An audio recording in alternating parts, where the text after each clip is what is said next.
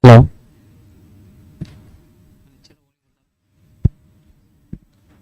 Hello.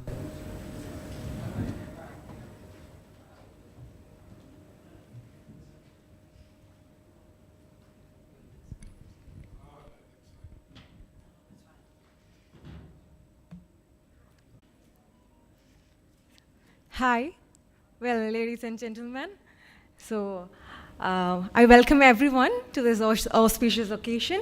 So, this is me, Ankita Sachi, who will be hosting this occasion. And I welcome each one of you who have gathered here, and with immense pleasure.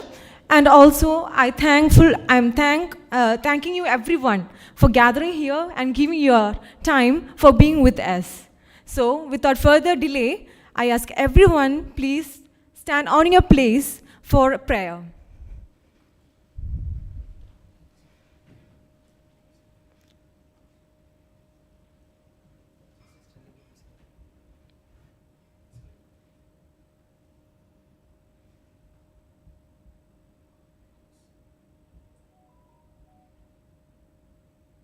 He hōnore, he kororia ki te atua, he maungarongo ki te whenua, he whakaro pai ki ngā tāngata katoa.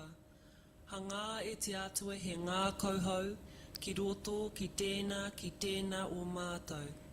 Whakatongia tō wairua tapu, hei awhina, hei tohu i a mātou, hei ako hoki i ngā mahi mō tēnei rā. Āmene.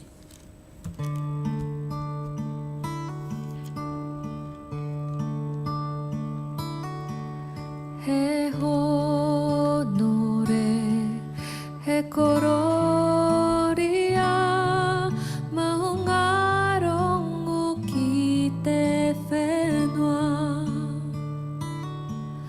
Whakaaro, pai e ki ngā tangata katoa. Ake ake, ake ake, amine. Te atua, te piringa, tōku oranga.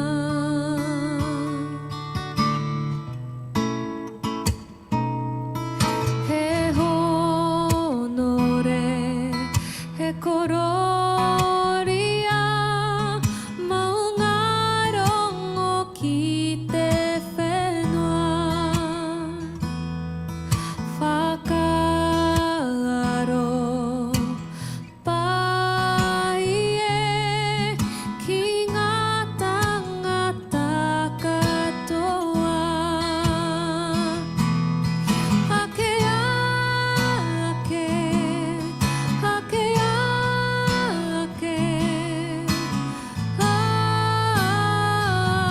amine. Te atua, te piringa, tōku oranga. Ake ake, ake ake,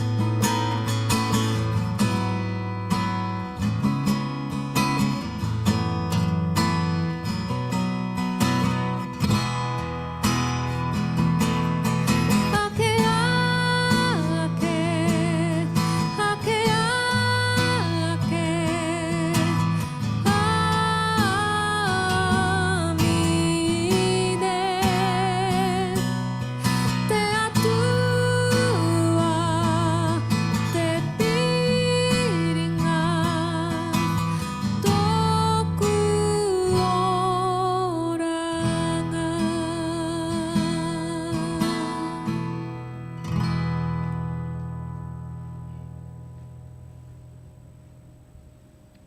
Thank you. Please be seated.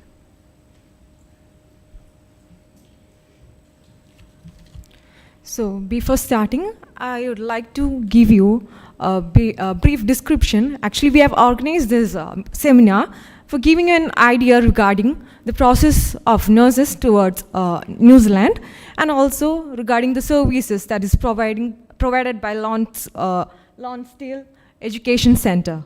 So for the inaugural address, I would like to welcome Jija John, who is the CEO of Mindtree Nursing Solutions.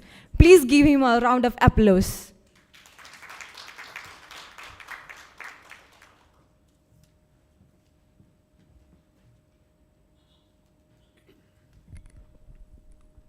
Thank you, Ankita.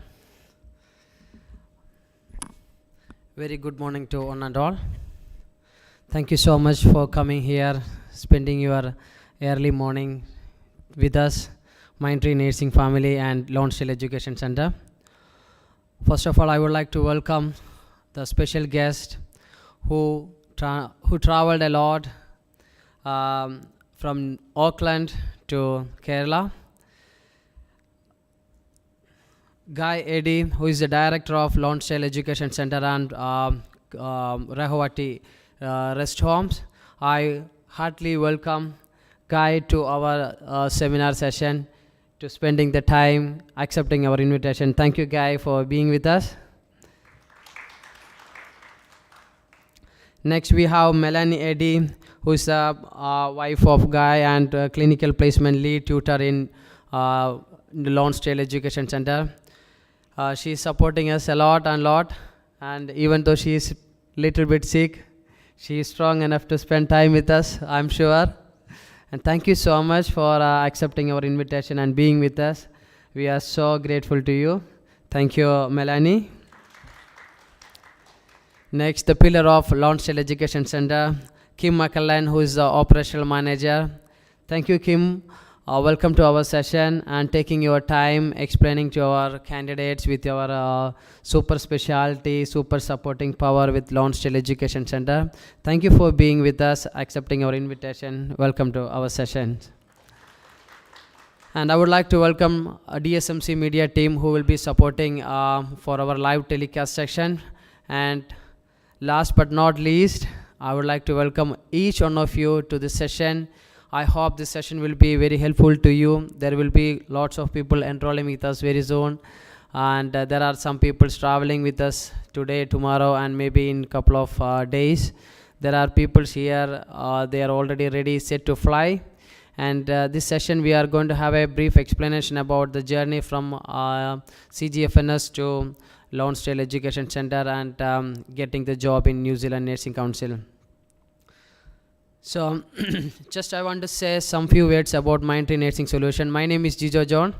So, I was working as a registered nurse in Auckland Intra Cath Lab. I moved from Dubai actually. So, initially I felt lots of struggles, pain when I started working as a RN over there. But I would like to say proudly, I'm so proud to be a New Zealand registered nurse, and I'm so happy we have got plenty of advantages compared to other overseas country what New Zealand is giving. So we started an educational consultancy in 2020, just immediately after the COVID exposure. Currently we are almost supported 500 plus nurses with their families to settle in New Zealand, and we have almost 1,000 plus applications running with Mindtree Nursing Solutions without any complaints, without any issues. They all are happy so far, and hopefully they will be meeting us when they are coming to New Zealand to work, to start their CAP. We have 100% CAP success rate with Lonsdale Education Center, with our strong education team and with Kim McCallan training. And we have got an immigration advisor called she is Gogula G. Pillai, who really supporting a lot, and we have got 100% visa success rate without any complications. Everyone traveled on time without any delay, and we do have a 24/7 support. We are trying our best to give you answers, queries through the WhatsApp or call, supporting from India, UK, New Zealand and Australian offices. and we have lots of other supporting people, especially some of them from Tamil Nadu. Here Karthik, I think he's attending to our session, who is really supporting with our New Zealand Nursing Council in Tamil Nadu and other colleges in Tamil Nadu. So we do have a paperwork supporting team for CGFNS. So I just want to give you a brief explanation about CGFNS, what CGFNS and what's the relationship between New Zealand Nursing Council and CGFNS. CGFNS is a commission on graduates of foreign nursing school. It's a portal where the New Zealand nursing certification and authentication from our required documents to issue a authorized report, making a summary of your whole journey from starting with your identification, your college history, and your nursing council and work experience. So recently New Zealand Nursing Council and CGFNS have made lots of changes on their pathway. So we do support from application CGFNS throughout your verification in Kerala, all over the India and Gulf countries. There are a couple of documents we required for the CGFNS verification. We start from the 10th class until the work experience. So CGFNS has recently made lots of changes with minimizing their documentations. So we need 2 identification documents for the initial identity verifications. If you have a name change in your education history or in your any other documents, we need a 3rd identity documentation to verify you are the genuine candidate or bona fide candidate. So after the identity documentation, we have an education system where you are studying. So CGFNS currently required only the BSc nursing or the diploma nursing or post basic degree nursing verification. They are no more required post graduation certificate. There are a couple of people we have previous applications. We do have the master's nursing verification as well. With the current new changes, that's one of the major change happened in CGFNS to minimize and to make it very fast with their processing. So they need the basic minimum criteria which needs to enter in New Zealand. Either you need to have a diploma nurse, or you need to have a BSc nurse, or you can have a maximum post basic nurse to fulfill the meeting the New Zealand requirements. And we don't need the whole employment history. We need last 5-year experience, which also New Zealand Nursing Council requires 2-year experience with 2,500 clinical hours minimum. So we don't have lots of experience to verify currently. We just need 5-year experience with the last 2 year. Even if you do have gap, we can just simply explain the gap history. So license and registration, there is a massive changes happen with the license and registration. Previously we are having lots of license nursing council verifications. Currently we have only 1 license nursing council registration which we are currently working, or the current 1 active license. The major thing you just need to know that we need to have 1 active license to start CGFNS applications. So if you don't have a active license application, we can't start your applications. We can't make the CGFNS payment. So make sure before starting, even if you are not working, you should have a active license verification from any of the any of the overseas or the current home country nursing council. Language proficiency, with the recent New Zealand Nursing Council changes on August last year 2022, council has changed the language OET. We need writing C+, rest all B grade. Clubbing is acceptable. There is lots of questions coming with the paper test and the physical test. We can club any of the OET results with any of your identity documents. Even if you change the passport, it is fine. We can club the result. We can contact the CGFNS and make it verify. So writing C+, rest all, speaking, listening and reading B grade.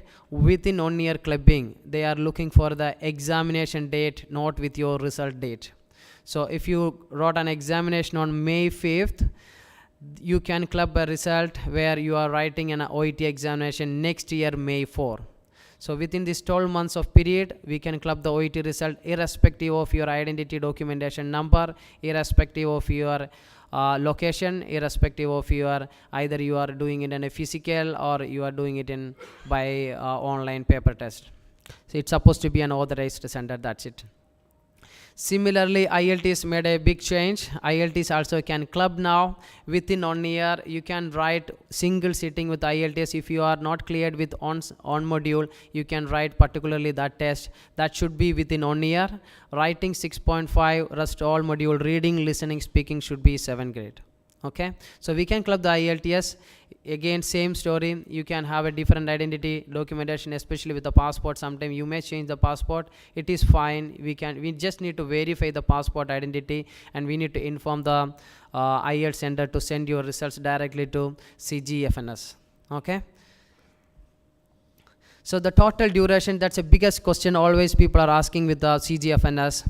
It can vary with person to person. It can vary with your luck, especially when you are doing documentation with overseas Gulf country and India. So usually we have a current volume going with the CGFNS time duration is 2 to 4 months. There are sometimes people got report within 1 month as well. But we need to expect at least 4 months to get the CGFNS initial preliminary report. So sometime we may have a correction with the reports. For major things, we can request for a correction. For minor things, don't request for the correction. We can verify it or we can correct it with New Zealand Nursing Council. So why it is delay means CGFN is getting overload. It's huge applications coming with day by day, and they are working hardly to solve the issues.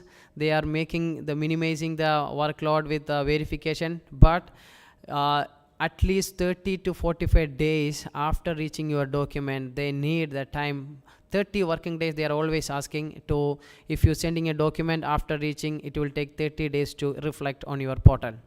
So what happened with the Mindtree Nursing, even if the document is not updated within these 30 days or 40 days, do let us know with your tracking ID. We are contacting CGFNS directly. We will talk to your case officer. We will find out the track, whether is it missing or whether it is received or not. We will try to update another 14 working days. And we do support with the CGFNS verification for your council, overseas nursing, employment, and your nursing school. And we do support with your all queries on 24/7. We usually give a proper guidance with your from starting to end with form explanation, how to do the verification, how to do the identity documentation. Each form with the examples we are giving. We have a very good CGFNS team working most of the days, and we are trying to reply to you as early as possible. And we always connected to the CGFNS. We get lots of support from our case officers over there, and we try to solve the issues at least taking to 7 to 14 days actually. And we are very happy to say that whatever time we are talking to the CGFNS, we used to share the voice clip to understand that this is the scenario happening with the CGFNS. And we always share the username and password. Guys, don't worry. You can open your portal. You can see what's happening with your CGFNS application, how far we are. We don't hide anything. And coming back to New Zealand Nursing Council, New Zealand Nursing Council were working in last year around within like 5 to 10 days. They were issuing the decision letter. With the current massive applications, New Zealand Nursing Council also getting delayed. It's taking 4 to 8 weeks to getting the decision letter. At least now with the current volume, they are taking at least 4 weeks to assign a case officer to start your application. So assessment will start with the case officer, and they will go through with your biodata, your registrations and everything. They can ask anything. So CGFNS will verify only the minimal things. So New Zealand Nursing Council can ask from start to end, even with your identity, even with your college, even with your employment, with the council, whatever the case officer are asking, we do. We need to give the verification, or we need to give an proper explanation to the case officer to verify you are a bona fide candidate to New Zealand Nursing Council. So decision letter got a 2-year validity. New changes coming with the OSCE and NCLEX RN will be implemented in early Jan 2024, or maybe they are extending for another year, which we don't know. It's yet to be confirmed. We are also waiting from New Zealand Nursing Council, but currently New Zealand Nursing Council is issuing the CAP decision letter, and we are running successfully with the CAP seat and CAP cap availability and placement in all over the New Zealand with the support of Lonsdale Education Center. So with Mindtree, we don't hold the people. Once you receive the decision letter, we try to give the offer letter within 2 weeks of the time frame, and you can start your theory part online, which you will be getting more idea with Kim presentations very soon. And very short and sweet, we do have a very big visa and immigration support team led by Gogula G. Pillai, who is an immigration advisor working in Auckland. We are proudly saying that we have 100% visa success rate. We do support with your visitor visa, your family visa, work visa and student visa, and also we support for your PR assistance if it is required with the support of our immigration team. Thank you all. We do have an open session at the end of our seminar. You can keep ready with your questions. I'm so happy to answer all your questions and concerns. Without wasting the time, I would like to invite Kim McAllen, Operational Manager, Lonsdale Education Center, to start with our major presentation, how we are starting with the CAP theory classes, what's CAP placement, competency assessment program with the new changes happening with the Lonsdale Leg website, etc. Thank you so much. Thank you all. Thank you, Kim.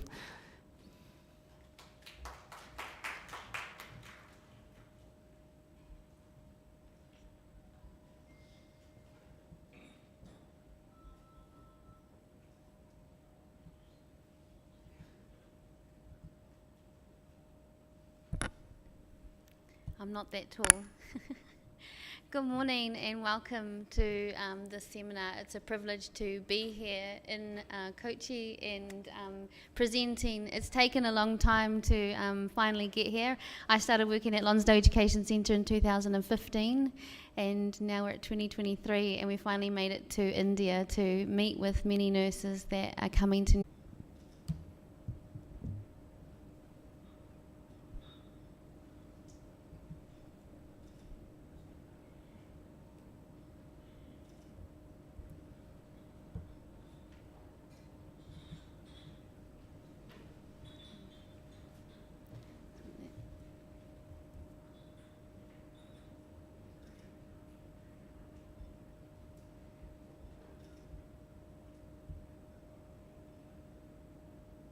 opposite way.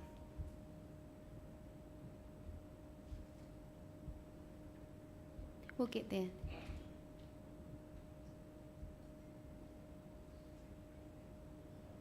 Is that duplicated? I want to use a Word document, but I want to show that up there. No, I don't want them to see it.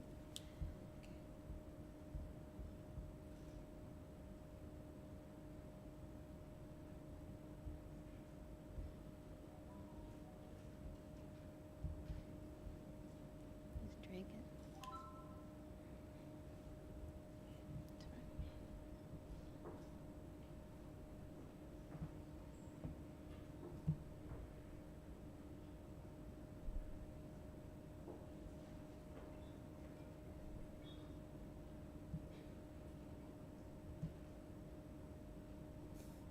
Technology, huh? All right.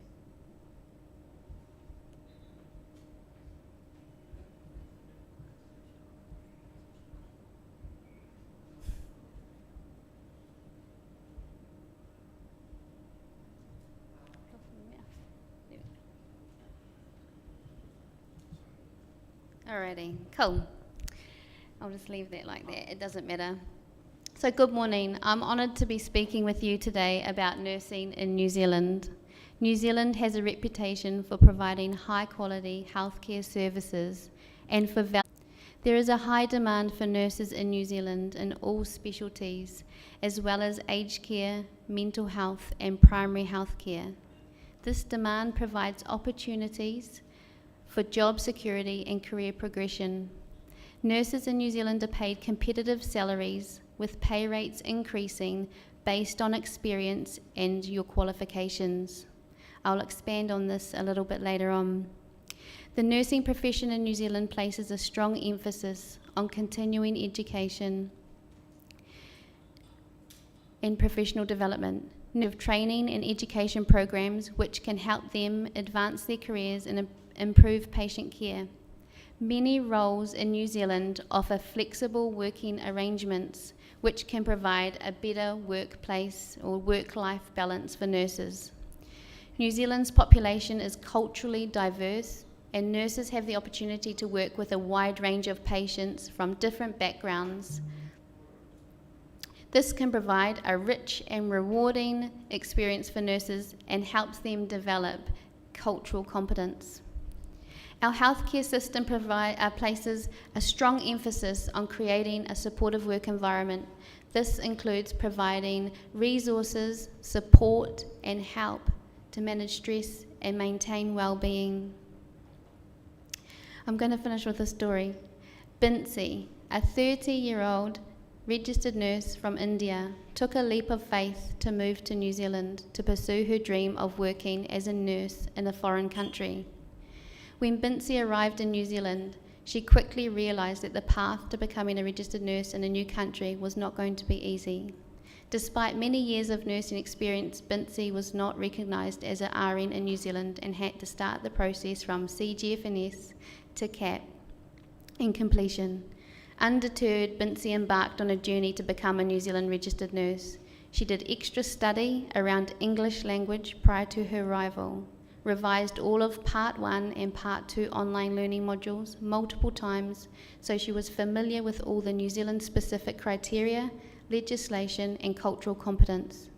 She struggled with language initially while in clinical placement and adapting to the new healthcare environment and being away from her family and support network. However, despite these challenges, Binsi remained determined to achieve her goal of becoming a registered nurse. After completing her 4 weeks in clinical placement in an acute medical ward, Binsi received her registration and was offered a job in the same ward at the end of her placement. Binsi's journey was not easy. There were challenges and changes she had to make to her practice and her communication style. But with bravery, persistence and dedication, it paid off, and she is now happily working as an RN in New Zealand with her husband.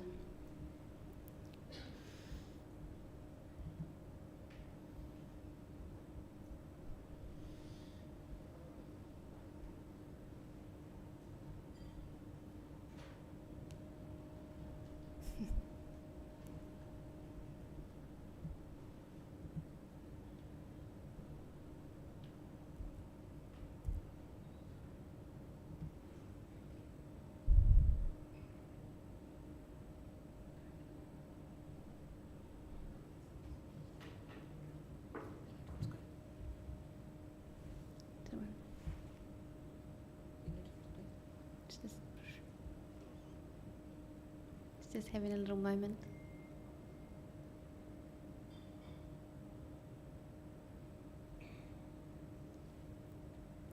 As I said earlier, I've been working as the operations manager for Lonsdale Education Centre. I started this role back in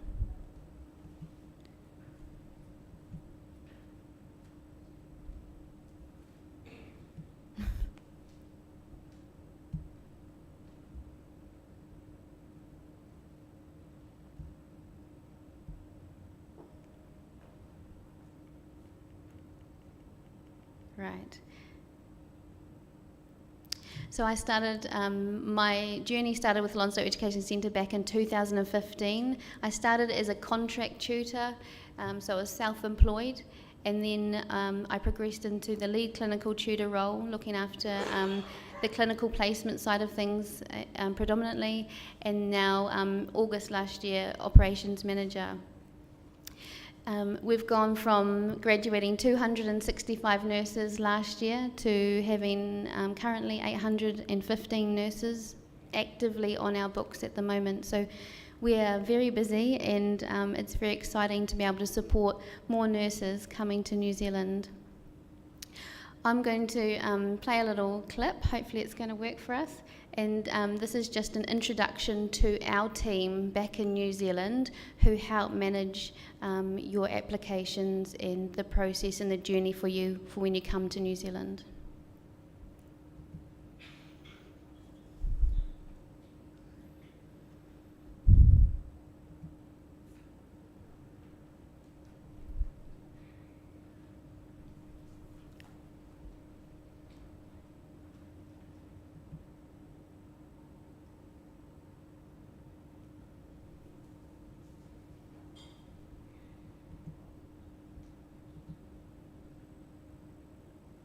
Kia ora tātou, ko Ruapehu te Moanga, ko Whanganui te Awa, no Whanganui ahau, ko McClellan tuku whānau, ko Kimberley tuku ingoa. Kia ora koutou, I'm Kim McClellan from Lonsdale Education Centre. At LEC, we genuinely care about each one of our candidates. We respect your experience as nurses and we want to help you be successful. At LEC, we run a success model rather than focusing on failure. All our staff go the extra mile. We are creative thinkers and solution focused while also maintaining a very high professional standard. I would now like to introduce the rest of the team. Hi, my name's Alana. I've been part of the CAP administration team here for about 9 years. I love watching candidates meet their goals and dreamed of working here in New Zealand as registered nurses. Part of what I do here at Lonsdale is I answer candidate inquiries, I review applications and follow up with candidate information and documentation. I also help book OSCEs. Hi, my name is Shiho. I'm one of the administrators. We are the first contact of the Lonsdale Education Centre. We are looking forward to see you soon. Hi, my name is Ned and I am one of the CAP tutors at Lonsdale Education Centre. I completed my Bachelor of Nursing in 2009 and I moved in New Zealand in 2016. Our role as a CAP tutor is to assist and help achieve your dream of becoming a New Zealand registered nurse. We will be guiding you through the process and your transition, ensuring that the standard of care will be delivered in accordance to the New Zealand way of nursing. So be ready and prepared, and again, we are here to help you achieve your dream. Kia ora, I'm Tanya. I'm one of the tutors here at Lonsdale Education Centre. I may be working with you during your OSCE, I may be working with some of you during your placement, but either way, I look forward to supporting you in your journey through your competency assessment program. Take care, stay safe. Forward to meeting and learning with all of you soon. Hi, I'm Anne Turnbull. I'm a New Zealand RN and I am a CAP tutor for Lonsdale Education Centre. Hi, I'm Sarah and I'm one of the CAP tutors for Lonsdale Education Centre. I look forward to meeting you all very soon and guiding and supporting you through our process for you to become a registered qualified nurse within New Zealand.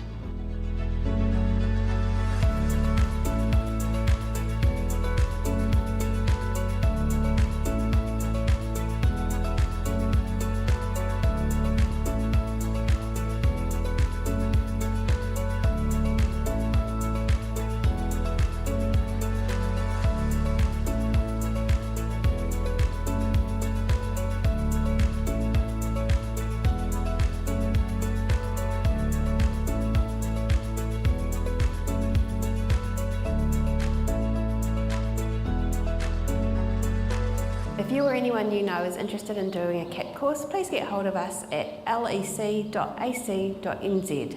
We look forward to seeing your application.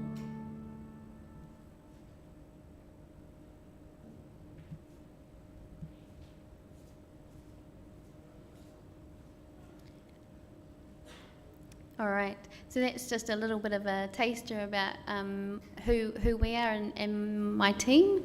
Now I would like to introduce you to Guy Eadie, who's the CEO and Director of Lonsdale Education Centre. He's going to say a few words.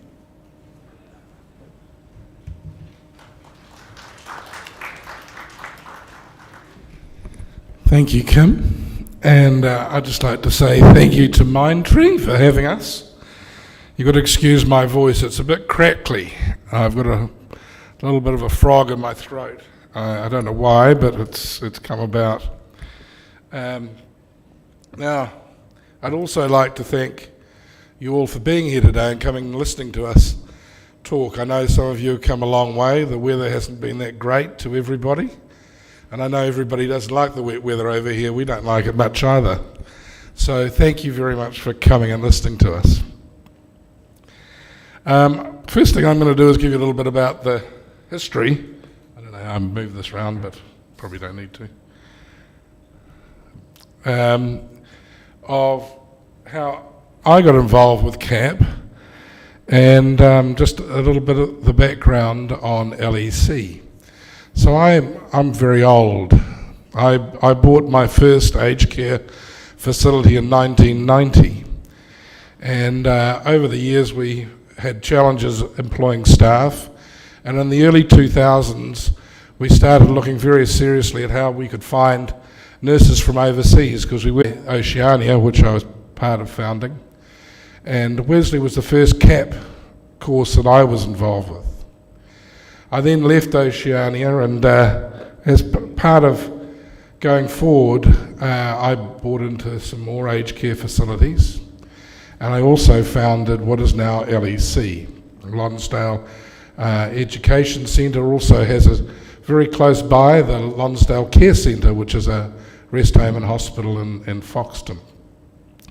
So I've been associated with CAP courses and bringing CAP students into New Zealand for a long time, and it's been a wonderful experience. The people who come from overseas, like yourselves, are an amazing addition to the New Zealand workforce, and in particular, obviously, our nursing workforce. So we look forward to having you. Now, in New Zealand, I'm sure you're aware, we have a nationalised health care provision. So out of our taxes, our health is provided, and that would obviously be provided to you as a resident of New Zealand. But that also funds what is called Te Whatu Ora. And Te Whatu Ora is, it provides all the major hospitals in New Zealand. They fund them, and when you need care, you go to a Te Whatu Ora hospital. And that is, when you come to do your placement in New Zealand, that is one place that you can be placed to work and get your work experience. Another area, and probably the other major area of where you do your work experience in New Zealand, is in the aged care environment. And obviously I know the aged care environment quite well because I've been in it for over 30 years. So what you'll find is both of those experiences are very positive, and it's interesting, a lot of people don't know coming from here about the aged care space, but aged care actually in New Zealand accounts for 40,000 care beds, whereas the national Te Whatu Ora only accounts for about 18,000. So it's a very big industry, and there's a lot of opportunity in it, and I know Kim will talk a little bit more about it later. Now, I'd just like to say Mindtree and Jijo have, we've worked with him now for a number of years, and we've been very pleased to work with him. He's doing a fantastic job for us, and at the moment we are working very hard at bringing people in under the CAP process. But we do know in the future we will have changes, and I'm sure everyone's aware of the OSCE system that we are forecast to go down. Obviously we'd like you all to come now and come under the CAP program, but when OSCE comes, we will be ready as an organisation, both Mindtree and LEC, to support you if you were ever to require OSCE. So don't be concerned, it's something that we will be able to cope with, and I'm sure Kim looks forward to the challenge of getting you through that. But yeah, kia ora.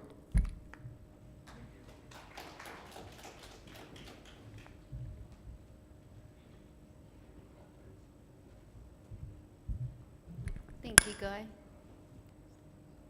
I'm going to talk a little bit about how our CAP course works. So at the moment, or before COVID hit, we used to do 2 weeks in-house training, and then you'd go and do a 4-week clinical placement. Now, since we've gone to an online model, because we had lots of nurses trying to, they had to go through MIQ and things like that. So we converted our CAP to an online. Part 1 is online. These can be completed anywhere in the world. So it's online learning modules. They meet many different learning styles.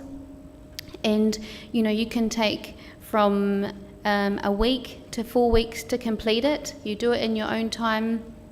It's self-directed adult learning, which is very common in New Zealand for doing any professional development. At the end of those online learning modules in part 1, we get you to do a small medication calculation and administration exam and a theory-based exam, and that's just based on the information that you've completed during those modules. So it's really important that you do the work that's within those modules, and once you complete that exam at the end, you are then offered part 2, and part 2 is when you get your information ready to go for your visa, and that's where Mindtree's immigration team support you to do that. And once you get your visa, you arrive in New Zealand and you do 4 weeks clinical placement, and that can be in any placement across New Zealand. So that could be type placement, that might be in primary healthcare, so like a medical clinic, that could be in Te Whatu Ora, or what used to be known as the DHBs. So it can be an acute hospital setting. When you're doing your 4 weeks clinical placement, there's a lot of work that goes into it. So this is where the hard part comes.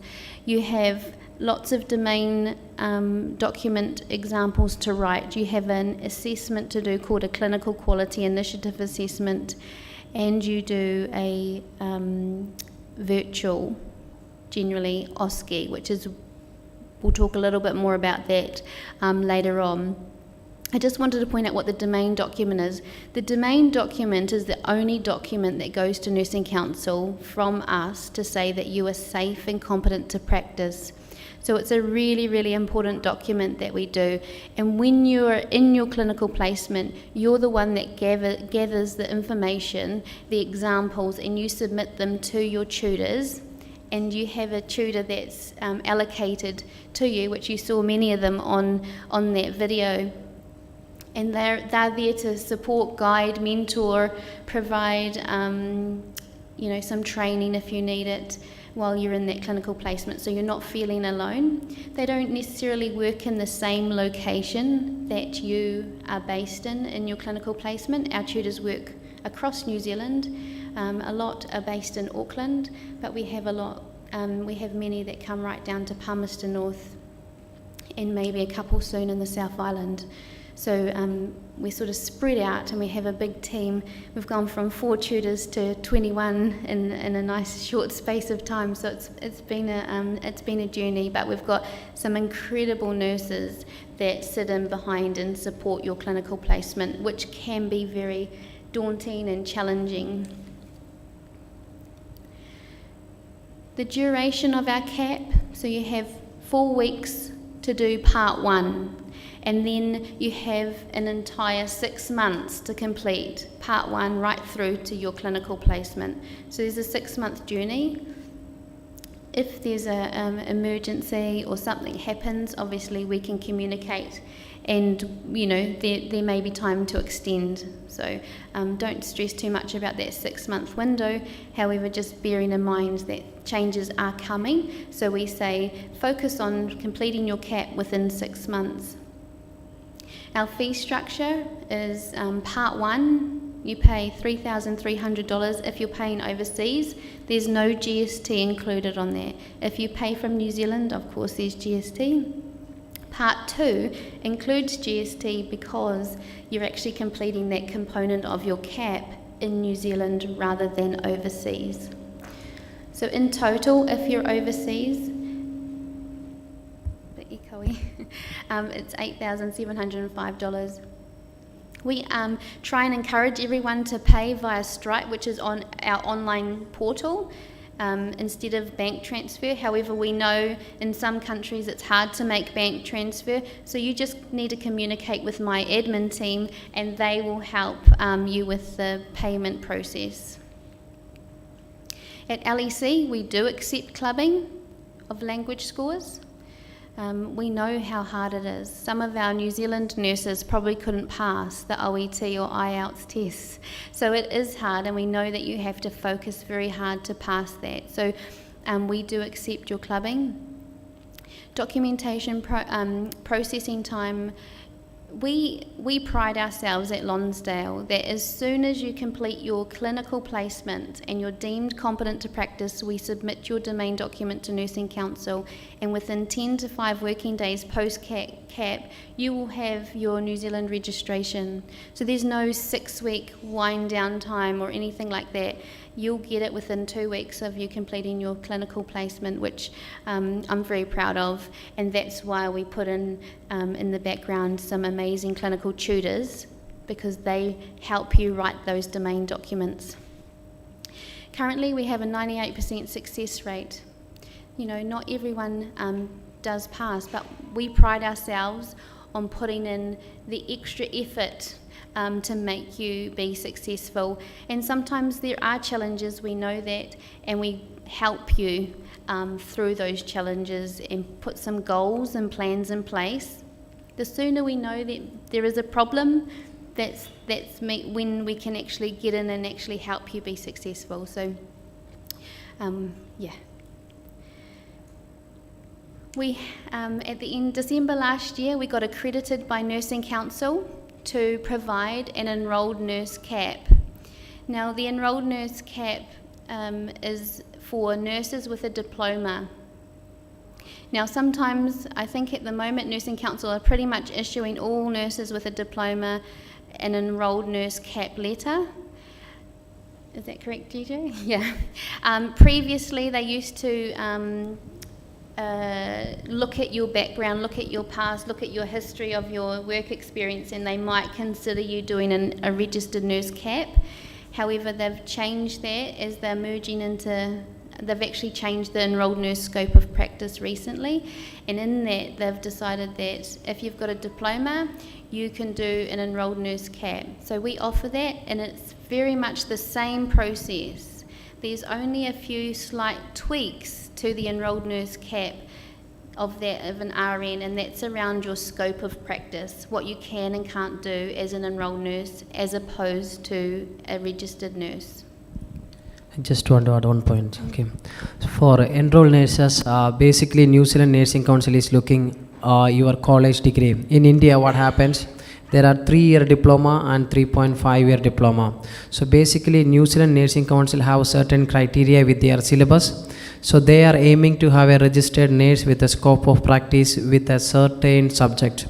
If you are filling with the 3.5-year diploma course, when your college verification is going to New Zealand Nursing Council, if the council is happy and you have got New Zealand, and a registration where subject to the country, especially if you have an overseas registration with a registered nurse scope of practice, and you are working as a registered nurse fully licensed in the same country with at least 2 years of experience, they may consider. But still, it is up to the New Zealand Nursing Council and case officer. Even though if you get a enrolled nurse decision letter, you can go for an appeal where the senior team will assess your application. It will go for another 1 month or 2 months assessment, but it's subject to approval.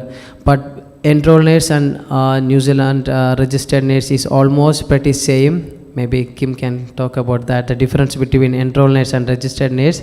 But it's not always all diploma nurses go for enrolled nurse. It's not always can say enrolled nurses, diploma nurses will be a registered nurse. So it's subject to the approval from New Zealand Nursing Council. Yeah, that's correct. So the difference between a registered nurse and an enrolled nurse means a registered nurse can look after complex patients or patients that are deteriorating. They can direct and delegate to many members of the healthcare team. An enrolled nurse has a slightly restricted scope of practice where they can't direct and delegate to certain members of the healthcare team, and if they've got a deteriorating patient, they need to escalate that to the registered nurse. They can't be managing that fully themselves. But if you are on the enrolled nurse journey, then I would recommend just having a look at the nursing scope of practice for an enrolled nurse. It's been updated by Nursing Council recently, so I highly recommend you do that.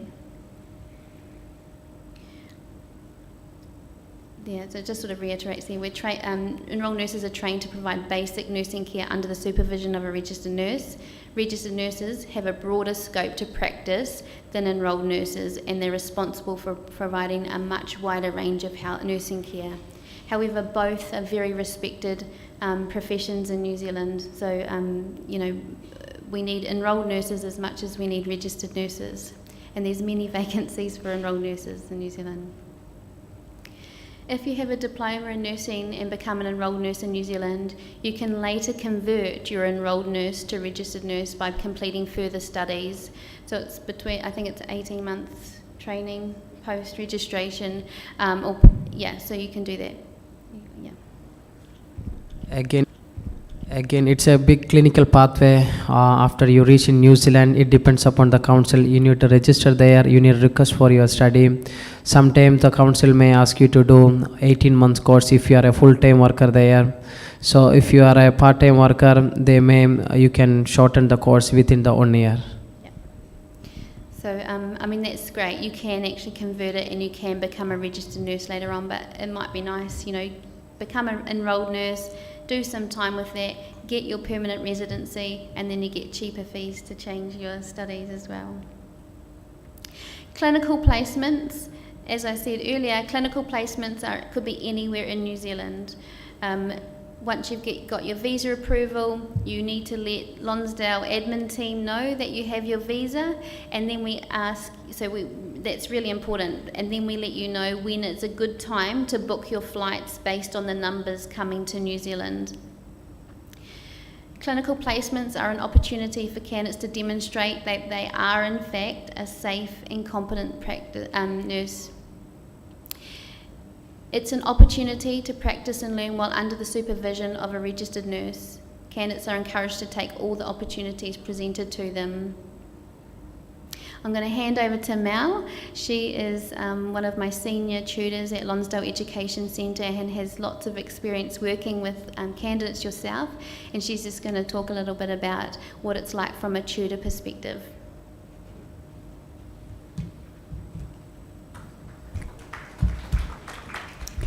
Good morning, everybody. Kia ora tātou, ko ruapehu te manga, ko whanganui te awa. Oopsie.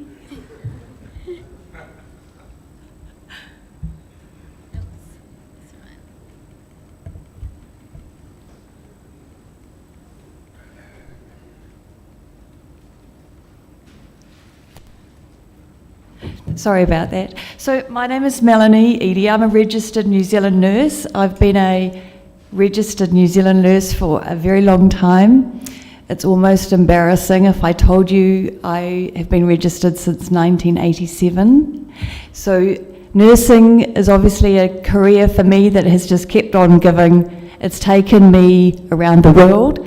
I have done loads and loads of different nursing jobs, and it's been a fantastic and rewarding career. So I highly recommend you coming to New Zealand. It's a great place to work.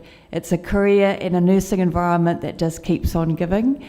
And more recently, I think all around the world, New Zealand nurses have gained traction through our pandemic of COVID-19. Nursing as a career around the world, but particularly in New Zealand, is very well respected. If you tell someone that you're a nurse, they instantly love you. They think that you're going to be an amazing and caring person. The other thing with nursing in New Zealand particularly is that New Zealanders as patients, they really not demand, but they really need a lot of advice and a lot of detailed information about the care that you give someone. So a communication as a New Zealand nurse is very, very key. All right, so whilst you're making this decision to come to New Zealand, my biggest advice today is to really work on your communication. Any little detailed procedure we do as nurses needs to be explained to the patient. Every little tiny little thing. So that aside, so let's say you've decided to come to New Zealand, you've done your part 1, you've got your visa, and you arrive, and you get an email from LEC saying, Melanie Eadie is going to be your tutor. That's me, okay? So what I will do prior to your placement, so your placement might start on a Monday, so I'm going to flick you an email on the Friday. So I've got candidates actually starting this Monday, and so on Friday I've got this email which will be sent out to them. It's quite a long email, and it might take 2 or 3 times to read it to gain all that information that's in there. And so what that email provides is some time frames and expectations for your 4-week placement. The most important thing with your tutor is to have open communication. The tutors are there to support you and you only, and they want to do everything in their power to make your journey positive, and the outcome is obviously going to be that you're going to get your registration. So the 4-week clinical placement is broken up into obviously 4 weeks. The first week, it's an interesting week. You'll be going, you know, you'll be new, you'll be nervous, you'll be scared to speak the language, you'll be a little bit scared to have that relationship with patients, and that's okay. We expect that. We don't expect you to come out perfect on day 1. So just take your time, build up your confidence in that first week, and then you'll have a meeting with your tutor. Now, normally it does happen over Teams, over Microsoft Teams.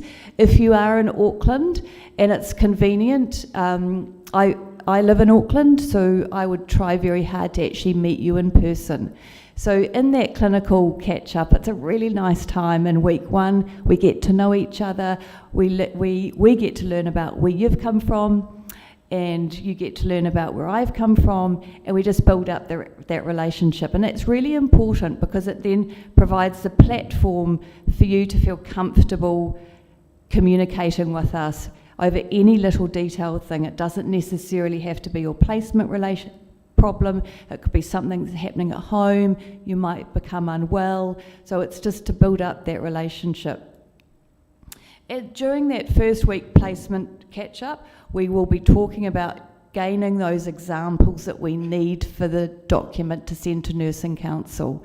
So what you need to do is provide those examples. You are working with a registered nurse who is a preceptor, who's actually done a special course through LEC Learning to become a preceptor. So they are very knowledgeable and will help you, guide you to write those examples.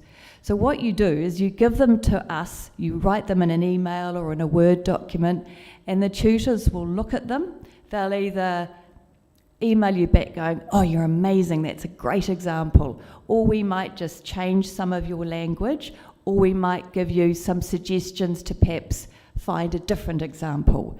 But it's definitely something that we don't just go, oh my, that was terrible, you need a new one. It's not like that. We'll just guide you to make those examples perfect. And what we do is we sort of copy and paste them, and we put them into that nursing domain document. So we've got to have 20 examples. It sounds like quite a lot, but you'll get very quick at actually thinking, oh my gosh, I've just done something here for this patient. I know I can use that for an example for my domain document. So if you've got any questions, you flick your tutor an email. So week 2, we have another catch-up via Teams or in person. We go through those examples for your domain document, and then we give you some time frames for week 3. I won't go into too much detail, but in week 3 you're trying to get more of those domain examples sent through, and then you're going to work on a clinical quality initiative assessment, which is just briefly a research article, and it has to relate to someone that you're caring for. So you find an article about a health condition and it relates to patient B. Okay, so that's just a very, very brief overview of that. So by week 4, we really encourage you to have completed all your domain documents. And so week 4, as Kim's described previously, it's like the icing on the cake. You've got all that paperwork off your shoulders. you know the running of the ward, and you're just working as a New Zealand registered nurse, and it's really exciting. So there is a possibility that some of you might have to do one of our OSCE tests. So presently at LEC, that is up to the tutor discretion whether we want to see you do an OSCE. And sometimes during those clinical catch-up meetings, we will get an idea of your clinical knowledge and how you're progressing with the New Zealand healthcare system.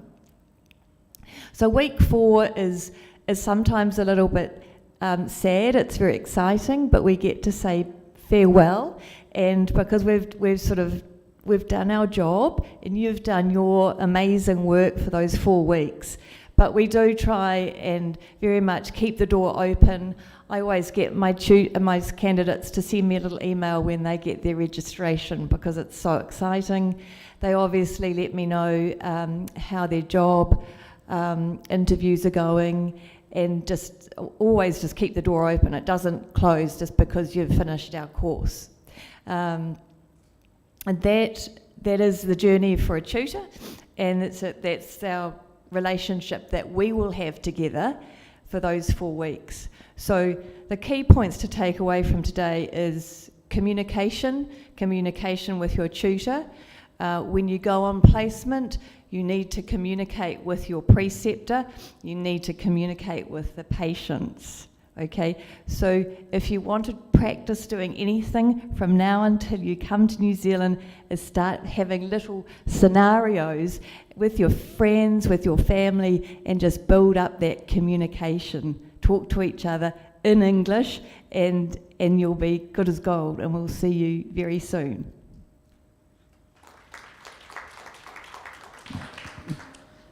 Thank you, ma'am. Next, we have a tea break. It is for 50 minutes. So kindly have your tea, which is on the other end of the counter, and please be back after 50 minutes.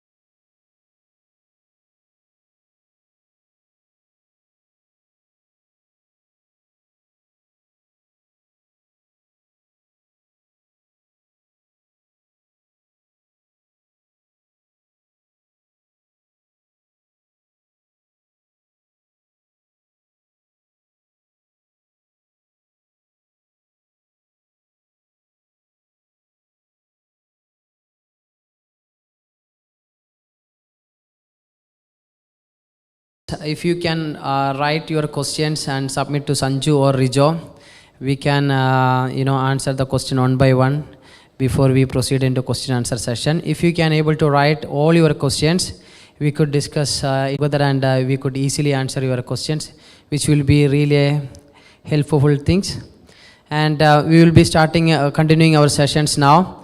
Can we all requesting to come and sit in front, please? Thank you. I'll hand over to Kim. We'll continue with our clinical placement sessions. I've just got a couple more videos to show you. The first one is CAP candidates that have completed our CAP course and them talking about their experience, and then the other is some of my tutors talking about what it's like from their perspective. So I'll just get that sorted.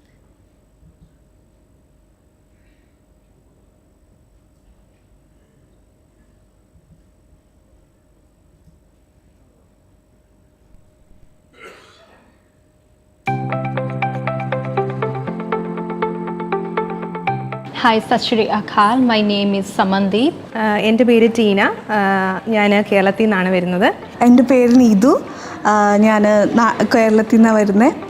About New Zealand, and I found it really a safe place to work, and it was beautiful. For me, this is the third week, but still I feel like I'm here for a long time. I like it here because it's quiet and it's good to raise a kid in here with a good cultural environment. My experience back home is mostly intensive care unit. I worked 4 years as an RN back home. When I first came to New Zealand, I thought I will be RN straight away because I didn't know that I need to go through a process. So I was quite surprised when I have to work as a caregiver. So I did my CAP course from Longstyle. Everyone has that fear before moving to any other country. In my opinion, New Zealand is a very beautiful country and it's a very peaceful country, and the people in this New Zealand, they are very, their attitude, it's a very positive attitude. When we are treating with the patients, it's really different from India. So we have to learn it from the first week, but it's okay because everybody is here. As I told you, my preceptors, co-workers, everyone is welcoming and they are helping to each other. So while we have facing any lot of problems, they are really good to help us. The healthcare system in back home in India and New Zealand, it's totally different. In India, we don't have much retirement homes. We have the hospitals only. But we are learning a lot through this process of this 1 month placement course, how to take care of Maori patients and non-Maori patients. I think it's a learning period. We can learn a lot with this 1 month. Yes, of course, there are a lot of challenges. First is the communication, because when I came here, I have to face, the slang of English, it was really not comfortable for me. But after 2-3 days, we will familiar with the slang, and with the continuous talking and everything, we will become familiar with that, and we can understand what they are telling, and what we can understand their comfort level, and we can provide the care as well. Pain in the ass. One time while I was working as a caregiver, they told me to collect, they said, I think something regarding the V. Did they pee? So it was quite a new word for me. I think even I was afraid to ask. I thought maybe they will think I don't know anything. So I have to Google it. Then I came to know that it's a urine. When we visit our friend or someone calls you to their home and they'll say like, bring your plate or something. Here, actually what they really mean is you have to take any dish or any food to their house and go. Yeah. I never did that, but they were saying like someone has done. Yeah, we have the fresh food in India, so it's fresh in the farms. We're just getting it from the farm. Over here, everything is frozen, and we don't have much vegetarian options. Even from the it's very hard to get the vegetarian meal. So most of the time we have to cook home. I think they need to start eating a little bit meat or egg. Definitely they can't survive without egg. For me, I was fully vegetarian back home, but now I have started eating egg. Yeah. Here a lot of things are like frozen one. So even the veggies are frozen. We do have heaps of Indian shops. So they sell the Indian groceries, Indian masalas and everything, and the sweets. If somebody coming from India, they don't need to worry about anything. For the food, we can get it easily. Everything we can get it. In the aged care setting, it's more about the holistic approach. In here, we treat them as a family, the resident. It's not just about giving medication nor doing the dressing. You have to look them as a whole, as an individual, and respect them whatever their choices are.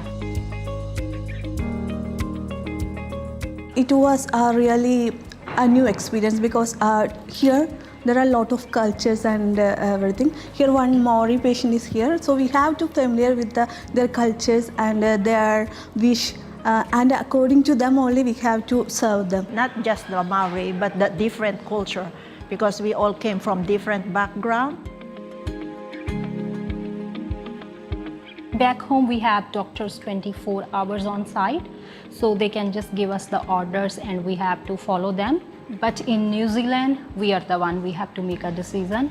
So I believe nurses have a more responsibility in New Zealand. So maybe just be yourselves and have some eagerness and initiative to learn, because we're here to help them, to be just one like of us.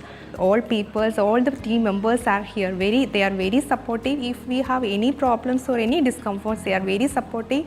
And in the first week, I'm a little bit discomfort because it's my first experience in this type of home age care centers and all. So, but after my first week, I feel so comfortable here. It's very nice experience. Advice will be like, I think most of the nurses, whoever are moving from India or wherever they are coming to a new country, they'll be having a lot of fear of coming here. So I want to say, like, there is nothing to be scared of, because once you come in here, people are really welcoming and will mend in easily. So those who are planning to come here, really you can come with confidence.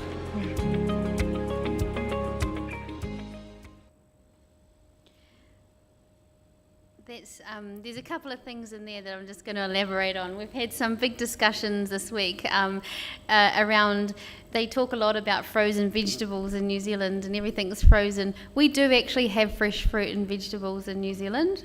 And a lot. And there is some definite things that you can actually adjust to be perfect for your recipes as well, because we've tried a lot of your food in the last week and it's beautiful, and we already know some ideas around how you could manage it. So Mal, who's an incredible cook, is going to start, her mission now is to like create like a, what can you substitute an Indian vegetable for in New Zealand. So she's going to do that for our CAP candidates, which will be pretty amazing. The other thing that I wanted to point out is one of the candidates mentioned, just ask questions. There's no, it's not bad to ask a question and make a mistake. You just need to own it and make sure that you follow the right process. If you try and hide it, that is seen as a negative, and that's where you'll have problems with your registration. But if you make a mistake and you follow the right process to manage it, and your patient is okay, for example, you might give your patient the wrong medication accidentally, it happens, lots of nurses do that. If you try and hide it and don't check on your patient, then that's a real bad, bad situation in New Zealand. So you just say, look, I've made a mistake. What do I need to do to fix it? And it's okay. And your tutors, and we're there to support you through that process. So a big thing to take away is ask lots of questions. I know in your culture, if you ask questions, it's sort of seen as maybe a sign that you don't know anything. But in New Zealand, if you don't ask questions, we worry about you. So we do the opposite, all right? So it's important to ask the questions. It's important to communicate with us. Because we do worry that maybe you're not understanding or taking on board the feedback that we give you.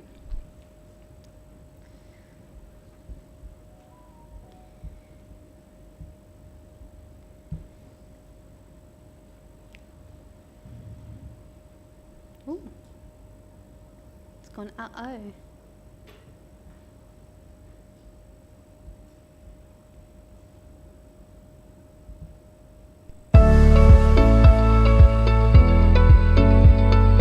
Hi, my name is Ned Tubak and I am one of the senior CAP tutor at Lonsdale Education Centre. Hi, I'm Anne Turnbull. I'm a New Zealand registered nurse and I work for Lonsdale Education Centre. For candidates coming from overseas, I'm expecting them to really participate and cooperate. I think that they have to remember that they are registered nurses already and that they have a huge amount of knowledge, and to just be able to apply that to a different setting. Don't be afraid to ask questions. Be yourself. Try and communicate, start speaking and asking questions and talking to your residents and your patients, and don't hold back if you're not familiar with something. The preceptors are there to help. You're there to learn as much as you can in the short time that you're there. I always encourage New Zealand nurses to use the SBAR method. So it's always nice to introduce yourself to the doctor. Doctors in New Zealand are very lovely. New Zealand is a cold country and they should bring jackets and raincoats because sometimes it rains.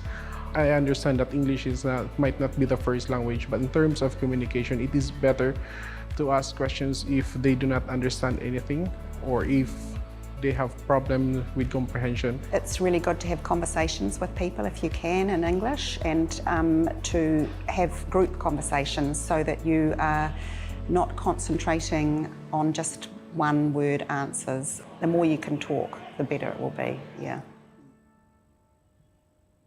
Exactly, the more you talk, the better it will be for you when you come to New Zealand.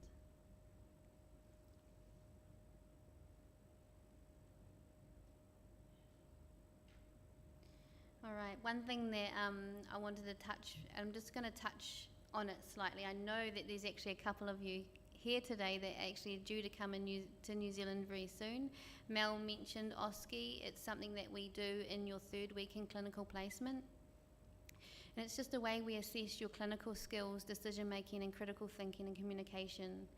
It's tested in a safe and controlled way during your clinical placement, and it's generally done just with your clinical tutor. Sometimes we have more than one tutor on that meeting at one time, and you're presented with a clinical scenario and you need to work through that with your tutor. So you're the nurse and it's like a role play that happens. So your role does not change during your OSCE, your tutor's role changes. So they'll be the patient, they'll be the doctor, they might be a family member, they might be other healthcare professionals. So they're the ones that change roles, and you are the one managing as the registered nurse. So that's how it works in brief. Your tutors will, there's a lot of information on part 2 on our online learning platform around doing an OSCE, and I really recommend that you go and have a good look at that before you come to New Zealand and revise. Revise all the part 1 modules before you come.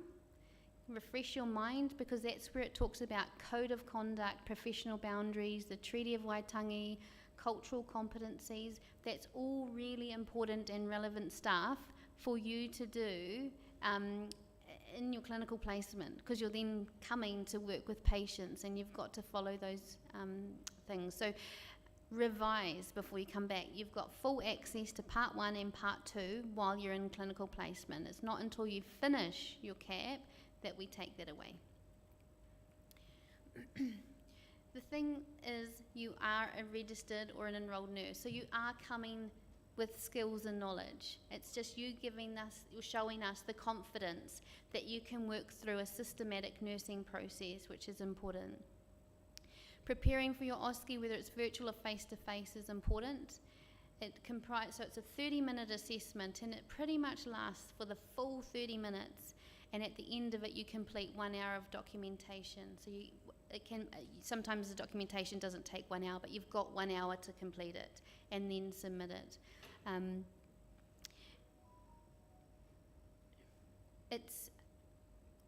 Everyone worries about it. But if you can think about the scenario that's presented to you and follow the systematic process, then you shouldn't have a problem. And your tutor does prompt you. So for example, you've got a patient and they're in pain, and the patient keeps saying, oh, I'm in pain, I'm in pain. It's actually the tutor giving you hints that they're in pain. Maybe you've missed a pain assessment, maybe you've missed giving them pain medication. So we're not there to cause you to fail or anything like that. We're there to sort of help you, and sometimes we do prompt just so that you can actually get yourself. Sometimes the nerves get on top of you, and we can see that. And so we do try and help as much as we can.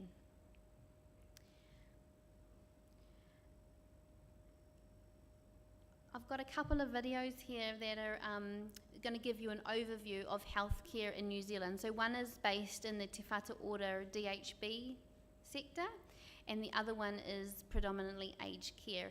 And that just might give you a bit of a visual representation of those two areas, which are very big in New Zealand.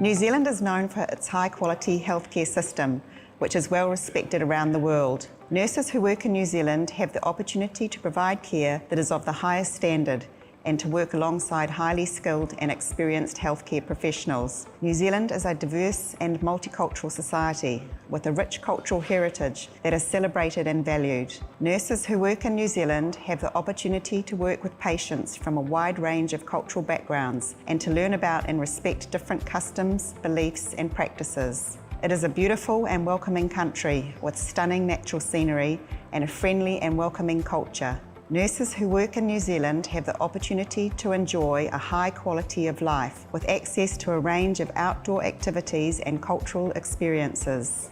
New Zealand is a country that values ongoing learning and development, and nurses who work here have access to a wide range of professional development opportunities. This can include training courses, conferences and networking events. Nurses who work in New Zealand are part of a supportive and collaborative work environment where teamwork and mutual respect are highly valued. Nurses have the opportunity to work alongside colleagues who are passionate about providing the best possible care to patients and to contribute to a positive and supportive workplace culture.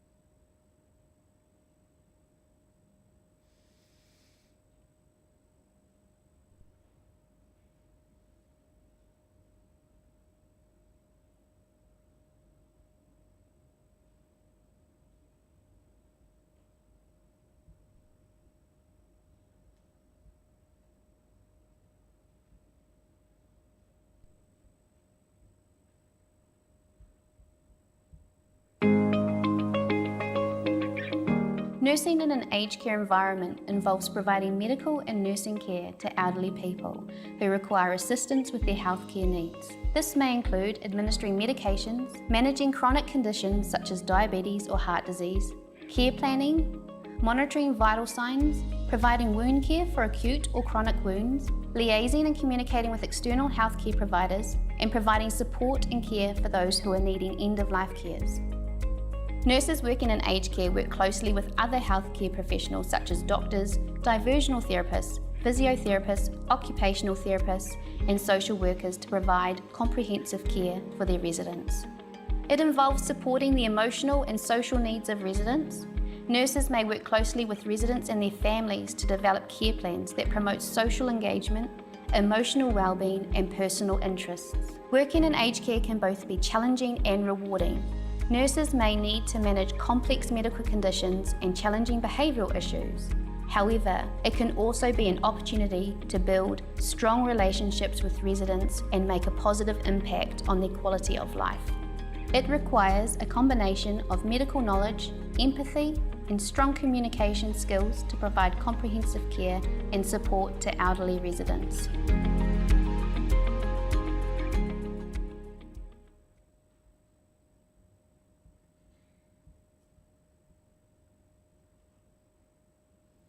So I'm going to talk a little bit about what it's like from a pay perspective working in New Zealand. Hopefully you can see that. Oh! Wow, exciting.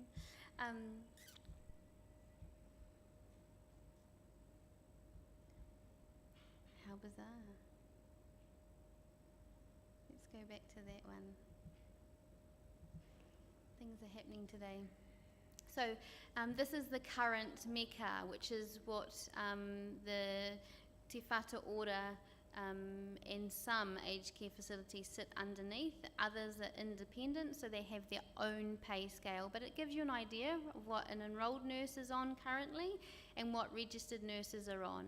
Now, they make a decision when they employ you. Not all our CAP candidates will go in, even if you've got 7 years nursing experience in your past practice, you may not go in on the level 7 Mecca. You may have to come in lower, and then as you perform and get into your nursing, you will then be able to progress pretty quickly into the different levels.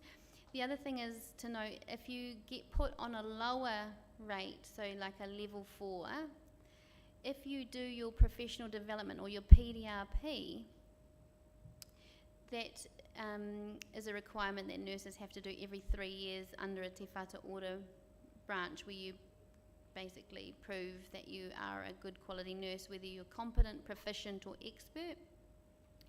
And then with that comes more pay as well.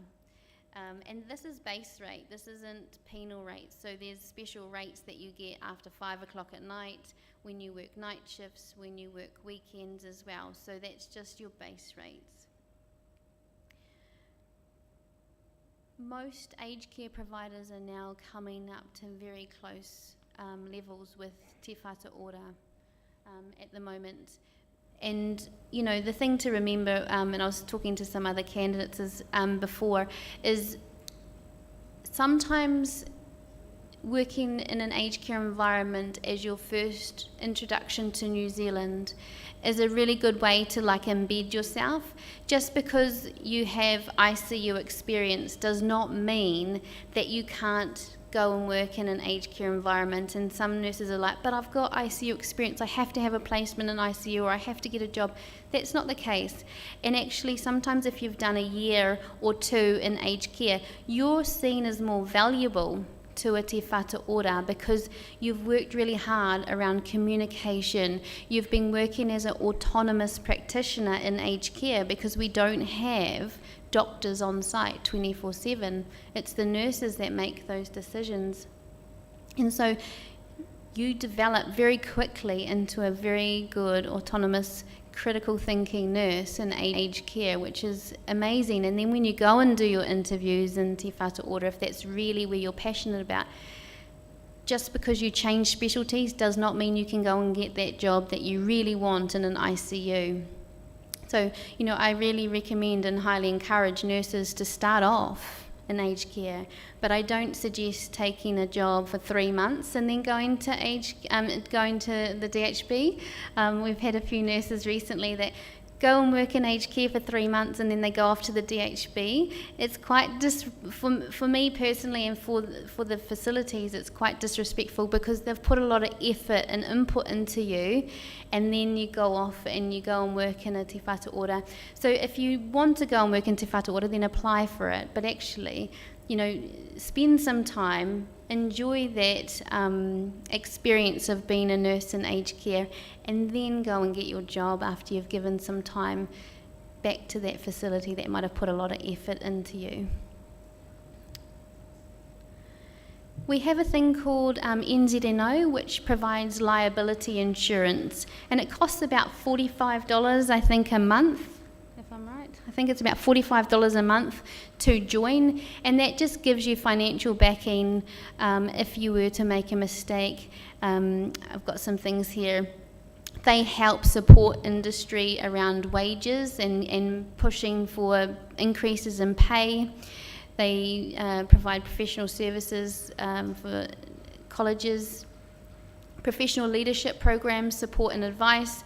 They also provide legal services by experienced lawyers, and that's all part of that cost. So if something was to happen to you in your job, maybe a patient dies under your care and you need some legal support, then that's what that pays for. You don't have to pay any more.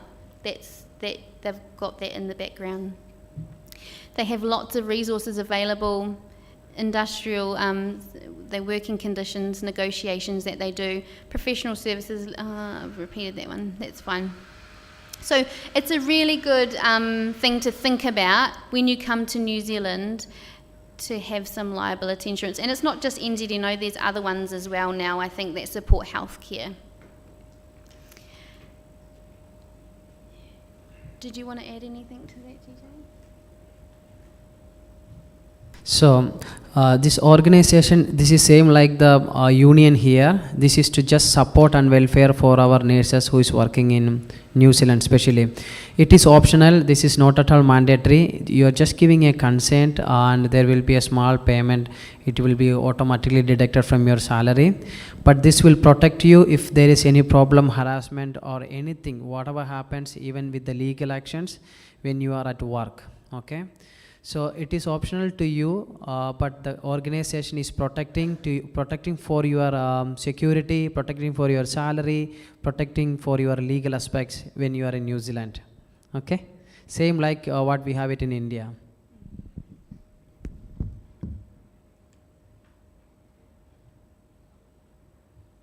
So we're going to move on to employment. So we've sort of touched base on like the MECA and the pay.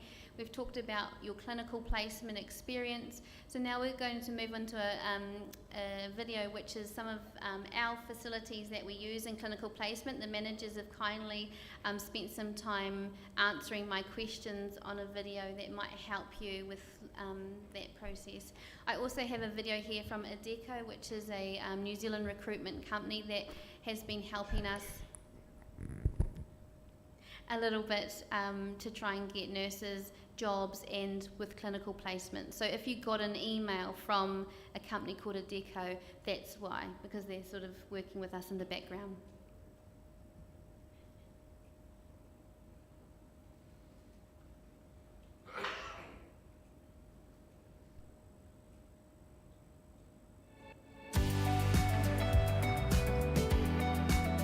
My name's Richard. I'm the clinical manager here at Rafferty Estate. Kia ora everyone, my name is John and I'm the clinical coordinator of Rafferty Estate. What's rewarding for me working here in aged care is that we get to form a bond with our residents. In most branches of nursing, you have short episodes, 15 minutes here, 15 minutes there. With our residents, we get to know them really well. We get to know the families and we get to see the results of what we put in. I work as a pediatric ICU nurse back in the Philippines and coming here in New Zealand working in aged care from pediatrics to geriatrics. It's a complete 360-degree turn. However, if you have the passion in what you are doing, then most certainly you will fall in love with it. So yeah, I fell in love with geriatrics and it's very rewarding for me. Well, I think aged care is an industry that is fairly overlooked. I know that as new nurses come in and overseas nurses do come in, their first option is to actually go into the DHBs and work in the hospitals, but aged care is also very important. It does contribute to the general wellness of the whole of New Zealand. As the population ages, they do need our expertise and skills also, and it's not only in the hospitals that they could find that.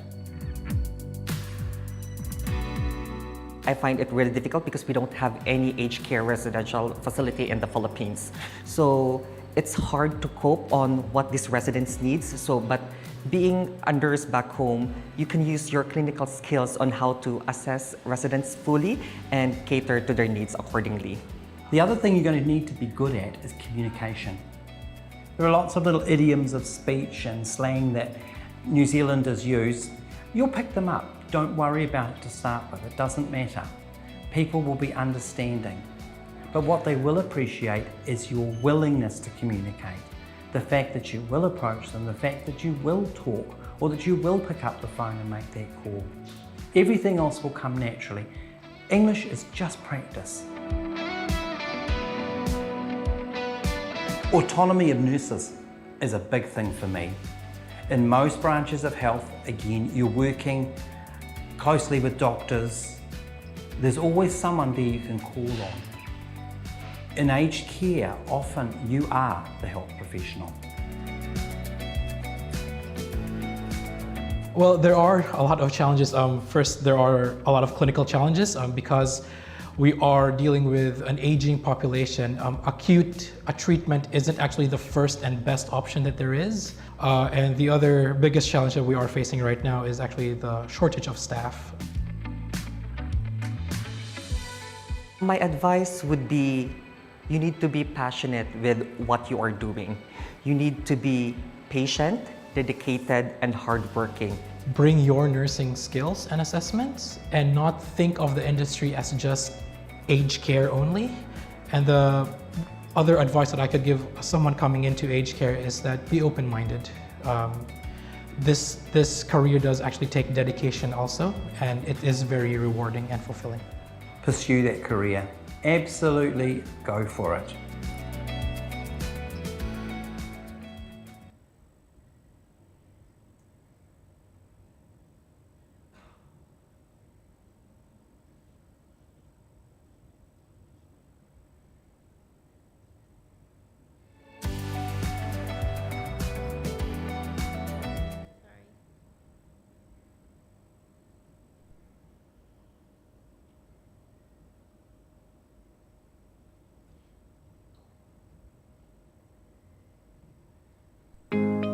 The Deco Group are the second largest recruitment firm in the world. We operate in over 60 countries, and on any given day there's around 32,000 people who work for us. In New Zealand, we've been operating for 35 years, and from Whangarei down to Dunedin in the south. We're really proud to team up with Education as their employment partner. So we help with placements and then ongoing employment while going through your Lonsdale education.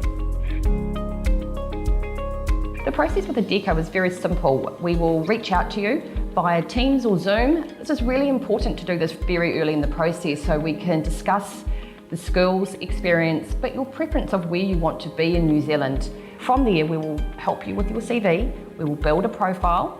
That profile then will be sent to our clients. We will guide you through the interview process for New Zealand. We'll be there every step of the way. When you do get a placement, we're still there. We're still right beside you, and we will support you in your journey with your new employer in New Zealand. People often ask us about cost. There is no cost to you, the candidate, for our services. We simply help you along the journey, and we work with our clients to make sure that you've got the best placement and the best employment opportunities.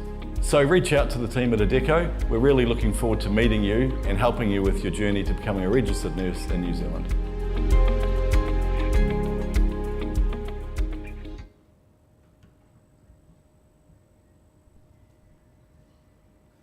So I'm just going to run through a couple of quick slides. This is not me necessarily promoting Somerset as an aged care provider, but it's just giving you an idea of what are some of the things an aged care provider in New Zealand is offering you as an option when you get employed in New Zealand. So I'm just going to, hopefully this link works.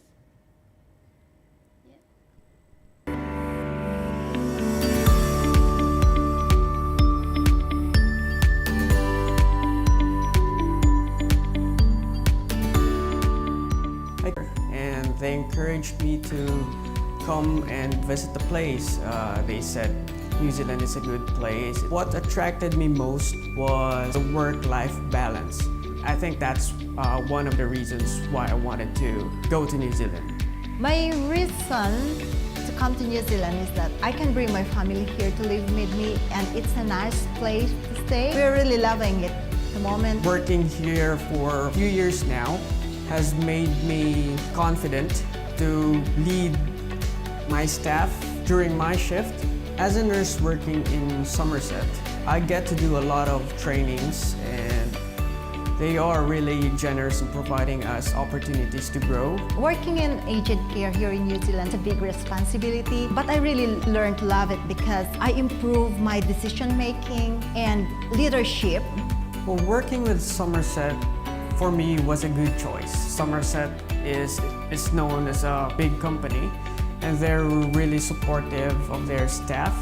They provide us with a lot of trainings, and actually the pay is really competitive as well. So I have no regrets working with them.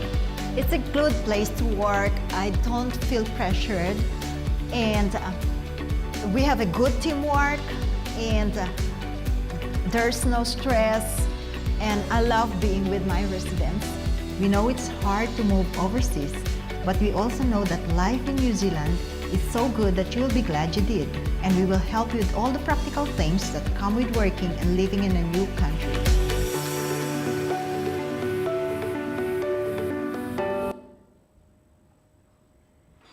All right, so that's just a little introduction to Somerset, and you can see this, as well as many other big aged care providers in New Zealand, have many sites across the whole country.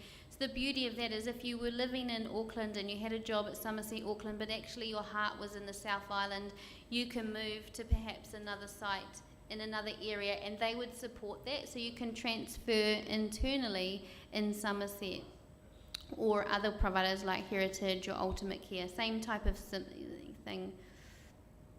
Types of roles that you do in aged care, obviously a registered nurse, enrolled nurse, you can become a clinical lead.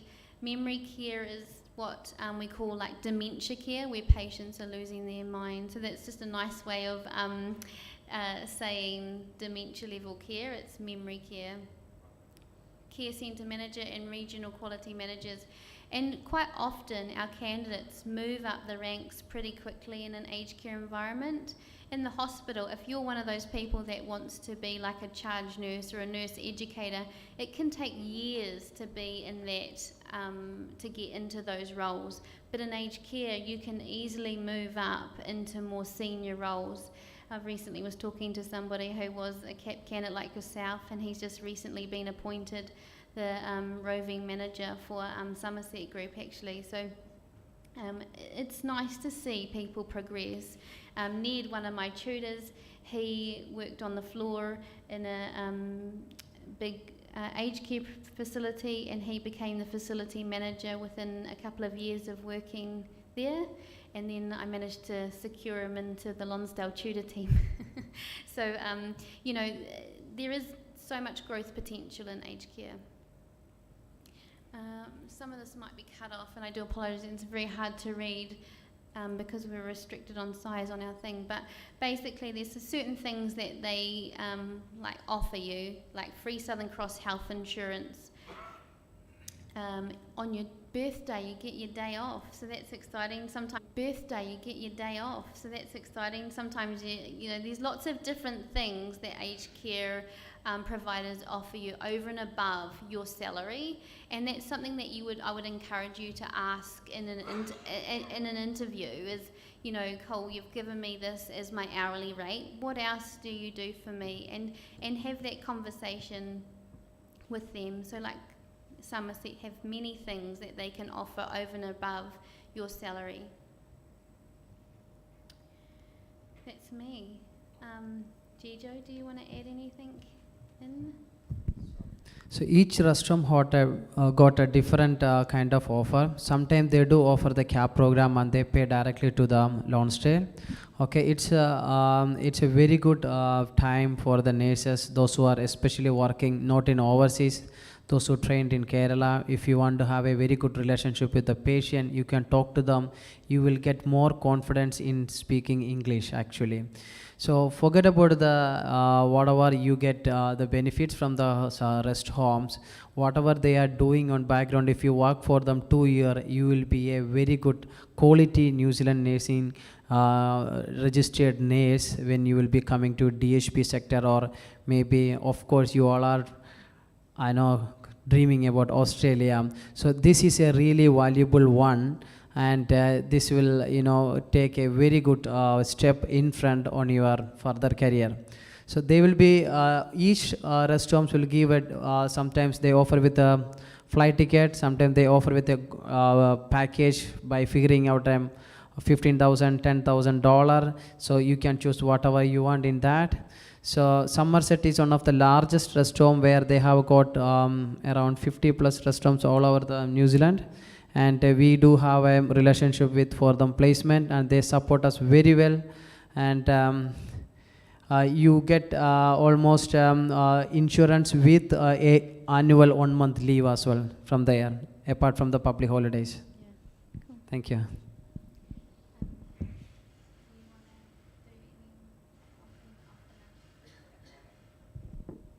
So I just want to thank you, Kim, for the wonderful presentation. We have got lots of information, even though we actually prepared for a long, around maybe another 2 more sessions, we just cut short it. And this platform is open for all the questions. If you have wrote any questions, can give to us, we can answer it now. And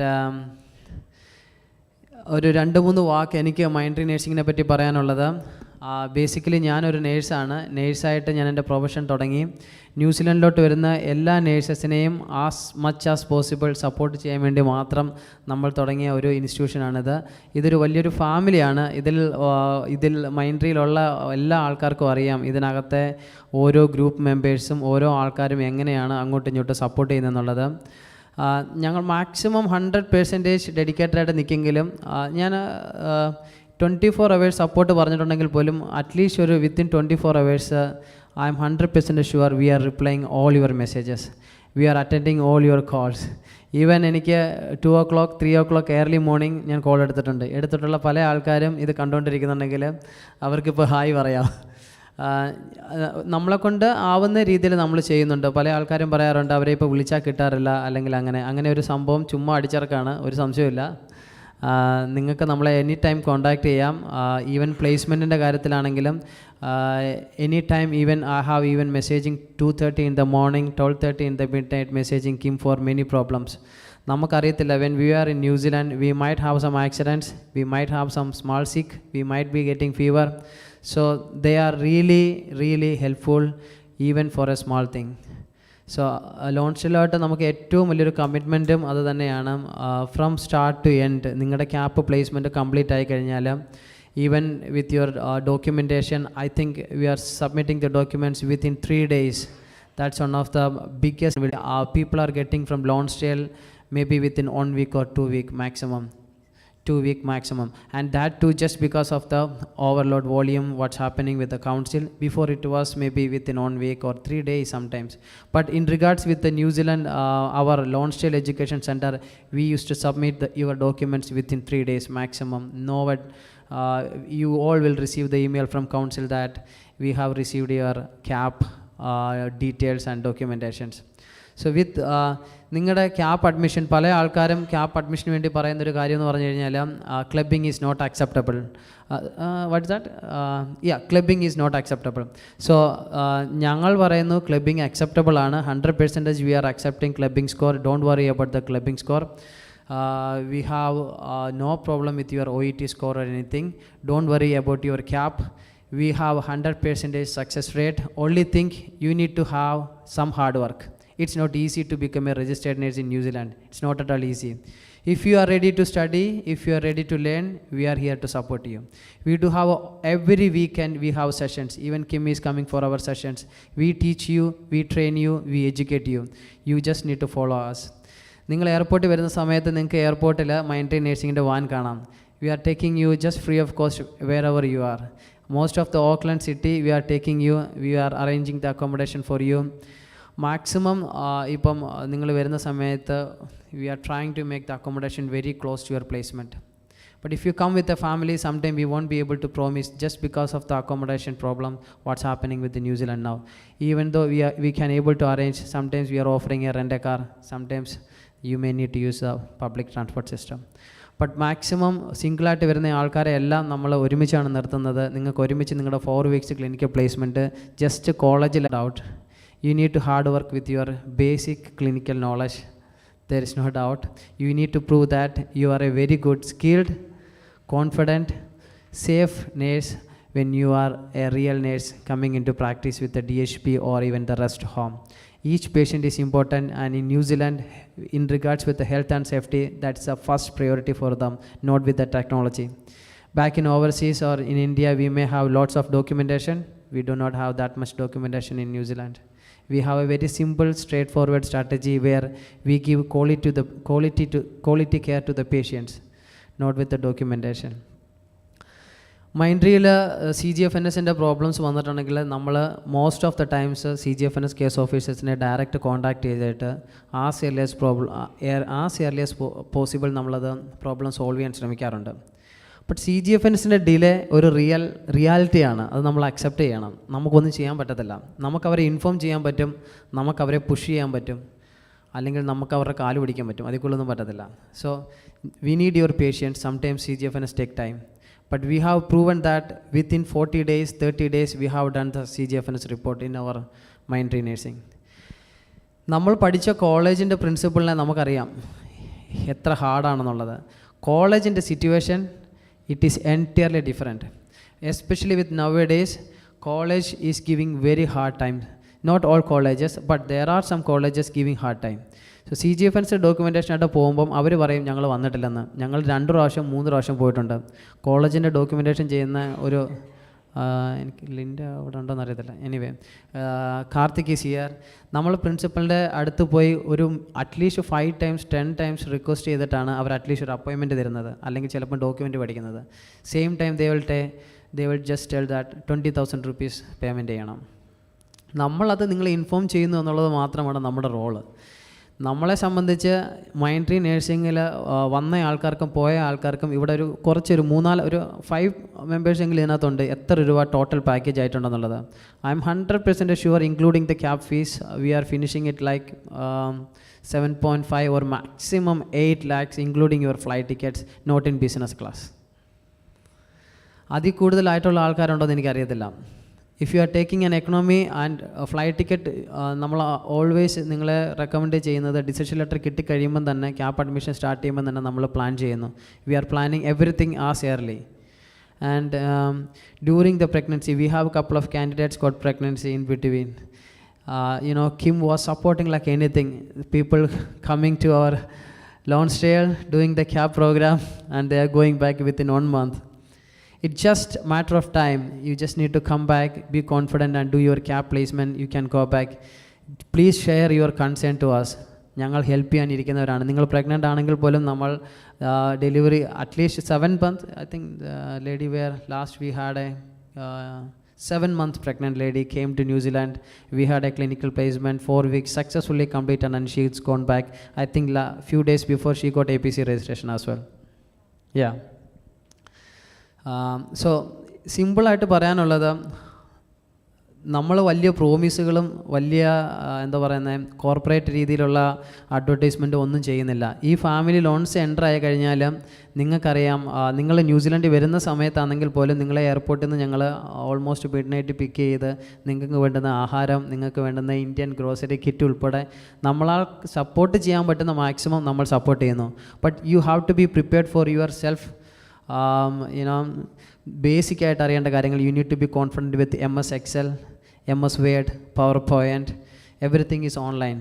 You need to use the best card, public system. കടയിൽ പോയി സാധനം മേടിക്കുന്ന കുറച്ച് basic ആയിട്ടുള്ള കാര്യങ്ങൾ നിങ്ങൾ confident ആയിട്ട് നിങ്ങൾക്ക് ചെയ്യാൻ പറ്റുമെങ്കിൽ it will going to be like very easy in ന്യൂസിലാൻഡ്. I know most of the candidates getting help from husbands, and when you separated from family, you will be having stress with the separation for like kids or husbands and everything. Don't worry, നമുക്ക് support ചെയ്യാവുന്നതിൻ്റെ maximum നമ്മൾ support ചെയ്യും. Internet ഉണ്ട്, video call ചെയ്യാം, any time നിങ്ങൾക്ക് call ചെയ്യാം. Almost 7 hour time difference is there, so it's going to be very easy to chat. Don't worry. During the placement നിങ്ങൾ family ആയിട്ട് വന്നിട്ടുണ്ടെങ്കിൽ it's going to be a big struggle. കുഞ്ഞുങ്ങളെ നോക്കണം, കുഞ്ഞുങ്ങൾ sick ആവുകയാണെങ്കിൽ അവരുടെ കാര്യം നോക്കണം. ഇൻ ബിറ്റ്വീൻ അക്കോമഡേഷൻ്റെ സ്ട്രഗിൾ, അവർക്ക് കുക്ക് ചെയ്യാൻ പോകണം. പ്ലേസ്മെൻറ്റ് 4 weeks മാത്രമേ ഉള്ളൂ, ജസ്റ്റ് 4 weeks. ആ 4 weeks we need your 100% dedication. We need your 100% confidence to finish your CAP program. We don't want to extend and we need the quality. അത് മാത്രം കൊണ്ടാണ് നമ്മൾ പറയുന്നത്, നിങ്ങൾ ഫാമിലിയായിട്ട് വന്നു കഴിഞ്ഞാൽ നിങ്ങൾക്കൊരു പക്ഷേ ഇങ്ങനെ ഒരു സ്ട്രഗിൾ ഉണ്ടാകുന്നു എന്ന് വിചാരിച്ച് ഫാമിലിയായിട്ട് ഇഷ്ടംപോലെ ആൾക്കാർ വരുന്നുണ്ട്. നമ്മളെ അവരെ എല്ലാം സപ്പോർട്ട് ചെയ്യാറുണ്ട്. ന്യൂസിലാൻഡ് നേഴ്സിംഗ് കൗൺസിൽ അവർക്ക് എടുക്കാവുന്ന ടൈമിനനുസരിച്ചിട്ട് ക്രൊണോളജിക്കൽ ഓർഡറിൽ മാത്രമേ അവരത് ആപ്ലിക്കേഷൻ റിസീവ് ചെയ്യത്തുള്ളൂ, അല്ലെങ്കിൽ ആ ഓർഡറിൽ മാത്രമേ കേസ് ഓഫീസർ അസൈൻ ആവത്തുള്ളൂ. നമ്മൾ മനസ്സിലാക്കേണ്ട ഒരു കാര്യം, ഏജൻസി അല്ല ന്യൂസിലാൻഡ് നേഴ്സിംഗ് കൗൺസിൽ, അതൊരു ഓർഗനൈസേഷനാണ്, അതൊരു ഗവൺമെൻറ് ഒരു വലിയ കൗൺസിൽ എന്ന് പറഞ്ഞു കഴിഞ്ഞാൽ ന്യൂസിലാൻഡ് അവരുടെ ഒരു സ്റ്റാൻഡേർഡ് നോംസ് ഉണ്ട്. ഒരു പ്രയോറിറ്റിയും ആർക്കും ഇല്ല. And never ever compare your case with another case. മൈൻട്രിയിൽ തന്നെ ഒരു പക്ഷേ 4 days കൊണ്ട് വിസ കിട്ടിയ ആൾക്കാരുണ്ട്, 40 days കൊണ്ട് വിസ കിട്ടിയ ആൾക്കാരുണ്ട്. അതിനകത്തൊരു കാര്യവുമില്ല. It depends upon your case officer, it depends upon your time. So നിങ്ങൾ നിങ്ങളുടെ വർക്കിൽ കോൺസെൻട്രേറ്റ് ചെയ്യുക, നിങ്ങൾ നിങ്ങളുടെ ടൈം പ്ലാൻ ചെയ്യുക. ഇപ്പം കുവൈറ്റിലെ ആണെങ്കിലും ഗുഡ് സ്റ്റാൻഡിങ്ങിന് ഒരുപാട് പ്രോബ്ലംസ് ഫേസ് ചെയ്തുകൊണ്ടിരിക്കുന്ന ഒരു സമയമാണ്. പക്ഷേ നമ്മൾ even we had a discussion with a guy recently, they will be having a meeting with New Zealand nursing council. We are going to raise this concern for all Kuwait nurses. And we had already a discussion recently and they knows it, good standing is going to be a big hard and challenge. Hopefully we will get a good news, but CGFN is still asking for good standing. We will try to solve it, but we need time. And if you are really confident, you can resign straight away, no problem. They will give you the good standing. They are also on working background with the New Zealand Nursing Council. They are communicating always all the problems to just make it easier for all the nurses, especially from India. New Zealand Nursing Council current time frame എന്ന് പറയുന്നത് 4 to 8 weeks ആണ്. 4 to 8 weeksനുള്ളിൽ നിങ്ങൾക്ക് decision letter കിട്ടിയിട്ടുണ്ടെങ്കിൽ ഒരു 2 weeksനുള്ളിൽ നിങ്ങൾക്ക് ക്യാപ്പിൻ്റെ offer letter കൈ കിട്ടിയിരിക്കും. നിങ്ങളുടെ OETയുടെ സ്കോറോ OETയുടെ ടൈമോ ഇതൊന്നും ഇമ്പോർട്ടൻ്റ് അല്ല. നിങ്ങൾ ആദ്യം കോൺസെൻട്രേറ്റ് ചെയ്യേണ്ടത് ക്യാപ്പിൻ്റെ അഡ്മിഷൻ, ക്യാപ്പിൻ്റെ തിയറി ക്ലാസ്സസ് എല്ലാം. ഒരു 2 days ഉണ്ടെങ്കിൽ നിങ്ങൾക്ക് ഓൺലൈൻ ക്യാപ്പിൻ്റെ തിയറി ചെയ്യാം. You just need to make the payment by online also. ഇതിൻ്റെ രണ്ടിൻ്റെയും പാർട്ട് 1 പാർട്ട് 2 റെസിക്കോപ്പി ഉണ്ടെങ്കിൽ നെക്സ്റ്റ് പോകുന്നതെന്ന് പറഞ്ഞു കഴിഞ്ഞാൽ നമ്മൾ ഇമിഗ്രേഷനിലോട്ടാണ്. ഇപ്പോഴത്തെ നിലവിലെ സാഹചര്യത്തിൽ നമ്മൾ ഓരോ മന്ത്ലിയും അറ്റ്ലീസ്റ്റ് 2 or 3 batches ആയിട്ടാണ് നമ്മൾ കൊണ്ടുവന്നത്. എന്തുകൊണ്ടാണെന്ന് വെച്ച് കഴിഞ്ഞാൽ പ്ലേസ്മെൻറ്റ് സ്റ്റാർട്ട് ചെയ്യുന്ന ഈസി ആയിരിക്കും. നിങ്ങൾക്ക് ഒരുമിച്ച് പ്ലേസ്മെൻറ്റ് സ്റ്റാർട്ട് ചെയ്യാൻ പറ്റും, ഒരുമിച്ച് പ്ലേസ്മെൻറ്റ് തീർക്കാൻ പറ്റും. പിക്കപ്പ് ചെയ്യുന്ന ഞങ്ങൾക്ക് എളുപ്പമാണ്. അതേപോലെ തന്നെ നിങ്ങൾക്ക് ഒരുമിച്ച് നിങ്ങളുടെ ഡൊമൈൻ ഉൾപ്പെടെയുള്ള കാര്യങ്ങൾ ഡിസ്കസ് ചെയ്ത് അവിടെ നിന്ന് എഴുതാൻ പറ്റും. ഇങ്ങോട്ടോ ആർക്കെങ്കിലും ഒരു വിഷമം ഉണ്ടായാലോ അല്ലെങ്കിൽ ഒരാൾ സിക്കായാലോ മറ്റൊരാൾ കരുതാനുണ്ട്. ഒറ്റയ്ക്ക് പോയി നിൽക്കുമ്പോൾ സംസാരിക്കാൻ ആരും ഇല്ലാതാവുമ്പോൾ നിങ്ങൾക്ക് അറിയത്തില്ല അതിൻ്റെ വിഷമം എത്രയാണെന്ന്. സോ അതുകൊണ്ടാണ് നമ്മൾ ഒരുമിച്ച് വരുന്നതാണ് നല്ലതെന്ന് പറയുന്നത്. ചിലപ്പോൾ നിങ്ങൾക്ക് ഒരു 10,000 rupees ഫ്ലൈറ്റ് ടിക്കറ്റ് എക്സ്ട്രാ ആയിരിക്കും. It's fine, still we are in under budget. മറ്റുള്ള ഏത് ഏജൻസി പോയി ചോദിച്ചാലും 10 lakhs above I am sure എല്ലാവരും പേ ചെയ്യുന്നുണ്ട്. കോളേജിൻ്റെ fees it's I think there are 12,000, 15,000 colleges are there paying for CAP seat and they are almost like more than 6 weeks CAP course. Accommodation മാത്രം calculate ചെയ്താൽ തന്നെ 6 weeksൻ്റെ accommodation തന്നെ ഒരു നല്ല amount ആവുന്നുണ്ട്. എവിടെ നമ്മൾ 2 ആഴ്ചത്തെ അക്കോമഡേഷൻ ആണെങ്കിൽ പോലും അതൊരു എമൗണ്ട് നിങ്ങളുടെ സേവിങ്സ് തന്നെയാണ് നിങ്ങൾ ഓൺലൈനിൽ ചെയ്യുമ്പോൾ. ഒരു സ്ട്രെസ്സും ഇല്ലാതെ എല്ലാ കോളേജസിനും എല്ലാ ക്യാപ്പ് പ്രൊവൈഡേഴ്സും ഫെയിൽ ആവുന്നുണ്ട്. അപ്പം ആൾക്കാർ പല രീതിയിൽ പലതും പറയാറുണ്ട്. പക്ഷേ എൻ്റെ കൂടെ വന്നിട്ടുള്ള ഒരാൾ പോലും ലോൺ സ്റ്റേഡിൽ ഇതുവരെ ഒരു പ്രോബ്ലം ഫേസ് ചെയ്തതായിട്ടോ ഫെയിലായിട്ടോ എനിക്കറിയത്തില്ല. ഇവരെ നിർത്തി തന്നെയാണ് ഞാൻ പറയുന്നത്. സോ നിങ്ങൾ പഠിക്കാൻ തയ്യാറാണോ? നമ്മൾ പഠിപ്പിക്കും. നിങ്ങൾ ന്യൂസിലാൻഡ് നേഴ്സിംഗ് കൗൺസിലിൻ്റെ ഒരു ക്വാളിറ്റി നേഴ്സ് ആവണോ? ജസ്റ്റ് ഞങ്ങൾ കൂടെ നിൽക്കുക, ഞങ്ങളെ സപ്പോർട്ട് ചെയ്യുക, ഞങ്ങൾ പറയുന്ന കേൾക്കുക, അത് മാത്രം ചെയ്താൽ മതി. അതിൻ്റെ പുറകെ പോയി കഴിഞ്ഞാൽ നിങ്ങൾക്ക് MSc ഉണ്ടോ, നിങ്ങൾക്ക് 25 വർഷത്തെ എക്സ്പീരിയൻസ് ഉണ്ടോ, it never make any sense. If you know what you are doing, that's enough. 2-year experience is the minimum criteria, which is fair enough for become a New Zealand Nursing Council registered nurse. Accommodation, നിങ്ങൾക്ക് ആരെങ്കിലും ഏതെങ്കിലും രീതിയിൽ എന്തെങ്കിലും ഉണ്ടെങ്കിൽ നിങ്ങൾക്ക് arrange ചെയ്യാം, ഒരു problem ഇല്ല. It is completely flexible with everything. നമ്മളൊന്നിനും സ്ട്രിക്റ്റ് അല്ല. നിങ്ങൾക്ക് എന്താണോ കംഫർട്ടബിൾ എന്ന് തോന്നുന്നത്, വി വിൽ ജസ്റ്റ് ഫോളോ. എന്തെങ്കിലും ക്വസ്റ്റ്യൻസ് ഉണ്ടെങ്കിൽ ചോദിക്കാം.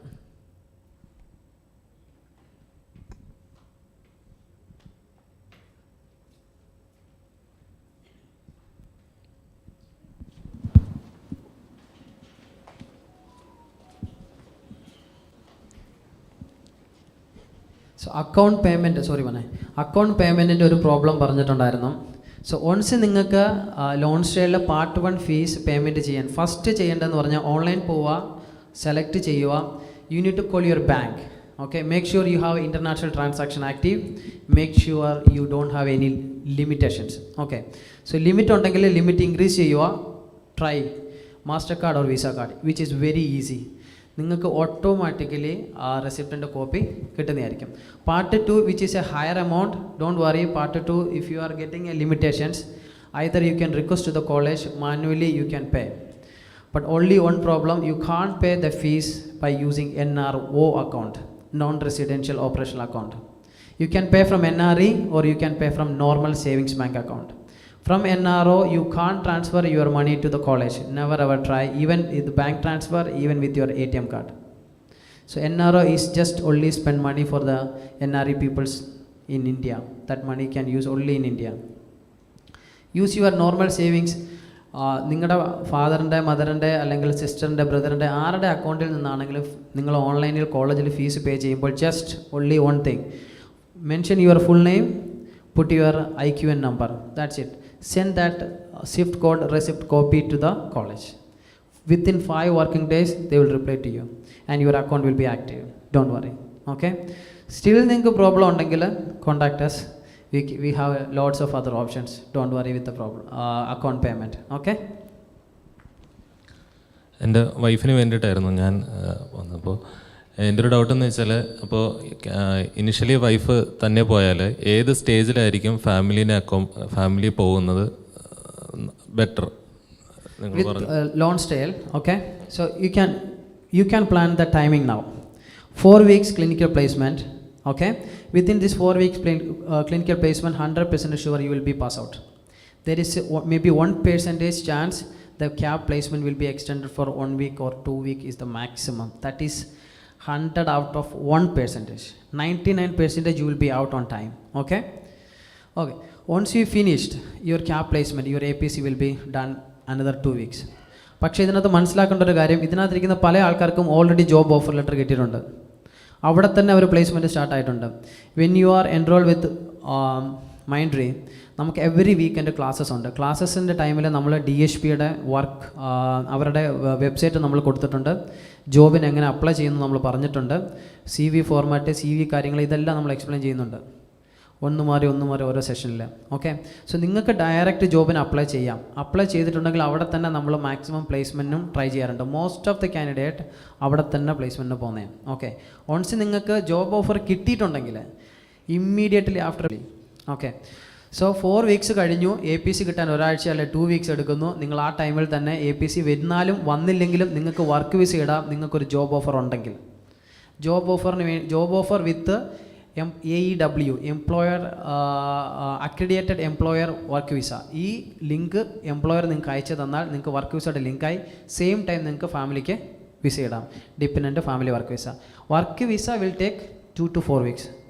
Employment family dependent work visa depends ആണ് ഇത് ആക്ച്വലി. ചില ടൈമിൽ 2 വീക്സ് കൊണ്ട് കിട്ടും, ചില ടൈമിൽ 4 വീക്സ് കൊണ്ട് കിട്ടും. ബട്ട് വിസ കിട്ടി നെക്സ്റ്റ് ഡേ നിങ്ങൾക്ക് ട്രാവൽ ചെയ്യാം. സോ റഫ്ലി saying 2 to 3 months family can travel.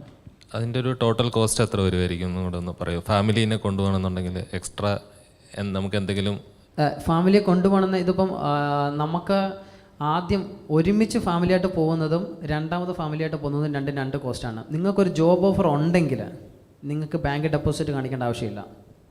Okay, പക്ഷേ നിങ്ങൾ ക്യാപ്പിൻ്റെ അഡ്മിഷനായിട്ടാണ് വരുന്നത്. ഓക്കെ, സോ ആ ടൈം നിങ്ങൾക്ക് ഫാമിലിയെ കൊണ്ടുവരണമെങ്കിൽ you need to show bank deposit $6,000 per head. അതാണ് ബാങ്ക് ഡെപ്പോസിറ്റ് കാണിക്കേണ്ടത്. വിസ സെയിം കോസ്റ്റ് ആണ്, ബിക്കോസ് നിങ്ങൾ ഇടുന്ന ഒരു വിസ ആയിരിക്കും $250 ലെസ് ദാൻ $300. ഓക്കെ, അത് കൊടുത്തിട്ടുണ്ടെങ്കിൽ വിസ എല്ലാവർക്കും ഒരുമിച്ചിടും. പെർ ഹെഡ് $6,000 നിങ്ങൾ പിന്നെ ബാങ്കിലെ ഡെപ്പോസിറ്റ് കാണിക്കണം, ഫിക്സഡ് ഡെപ്പോസിറ്റ്. അതോടൊപ്പം തന്നെ ഇമിഗ്രേഷൻ അഡ്വൈസർ ഫീസ് നിങ്ങൾ പേ ചെയ്യണം. ഇതല്ല നിങ്ങൾ വർക്ക് വിസ കിട്ടിയിട്ടാണ് ഇടുന്നതെങ്കിൽ പെർ വർക്ക് വിസയുടെ കോസ്റ്റ് എന്ന് പറഞ്ഞാൽ എനിക്ക് തോന്നുന്നത് $750 ആണ്. $750 per head. So dependent work visa വരുമ്പോൾ എഗെയിൻ അനദർ $750 വരും. ഡിപ്പെൻഡൻറ്റ് സ്റ്റുഡൻറ്റ് വിസ $350 വരും. ഇപ്പം നിങ്ങളുടെ ഓഫർ ലെറ്റർ പറയുന്നത് നിങ്ങൾക്ക് 2 ഇയർ ആണെങ്കിൽ full family 2 year work visa, 3 year ആണെങ്കിൽ 3 ഇയർ വർക്ക് വിസ, അങ്ങനെ പോകും. ബട്ട് എഗെയിൻ നിങ്ങൾക്ക് immediately U can go for if you have enough score with enough payment U can go for state residency if you R A nurse. Okay okay, thank you. ഒരു doubt അങ്ങനെ ഉണ്ടായിരുന്നു. ഒരു 1 ഇയറിൽ എത്ര time score നമുക്ക് club ചെയ്യാൻ പറ്റും? അങ്ങനെ എന്തെങ്കിലും റെസ്ട്രിക്ഷൻസ് ഉണ്ടോ? OET അല്ലെങ്കിൽ IELTS ഇപ്പോൾ രണ്ടും സെയിം ആണ്. ഓക്കെ, എത്ര പ്രാവശ്യം നിങ്ങൾ എഴുതുന്നു എന്നുള്ളതിന് പ്രാധാന്യമില്ല.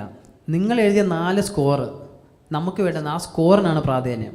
നിങ്ങൾ 40 ടൈംസ് എഴുതിയാലും നമുക്ക് ആ 4 സ്കോർ എലിജിബിൾ ആയിട്ടുള്ള 4 സ്കോർ വിത്തിൻ 1 ഇയറിൽ 12 മന്ത്സിൽ ആ സ്കോർ മാത്രമേ നമ്മൾ എടുക്കത്തുള്ളൂ. അത് മാത്രമേ കൗൺസിലാണെങ്കിലും ഇമിഗ്രേഷനാണെങ്കിലും കാണാനും പറ്റത്തുള്ളൂ. ബിക്കോസ് നമ്മളാണ് ആക്സസ് കൊടുക്കുന്നത്. നമ്മൾ CGFNSന് ആക്സസ് കൊടുക്കണം, ഇമിഗ്രേഷൻ ആക്സസ് കൊടുക്കണം, PR ഇടുമ്പോൾ അവനെല്ലാം നമ്മൾ ഈ സ്കോർ ആക്സസ് കൊടുക്കുന്നുണ്ട്. നമുക്ക് വേണ്ടുന്ന എലിജിബിൾ സ്കോർ മാത്രമേ കൊടുക്കുന്നുള്ളൂ. 40 പ്രാവശ്യം എഴുതിയത് നമുക്ക് മാത്രമേ അറിയത്തുള്ളൂ. ശരിക്കും പറഞ്ഞാൽ എത്ര പ്രാവശ്യം എഴുതുന്നതിനും ലിമിറ്റും ഇല്ല. എത്ര വേണമെങ്കിലും നമുക്ക് ബുക്ക് ചെയ്ത് എഴുതാം. എത്രത്തോളം എഴുതുന്നോ അത്ര easy. Thank you for that.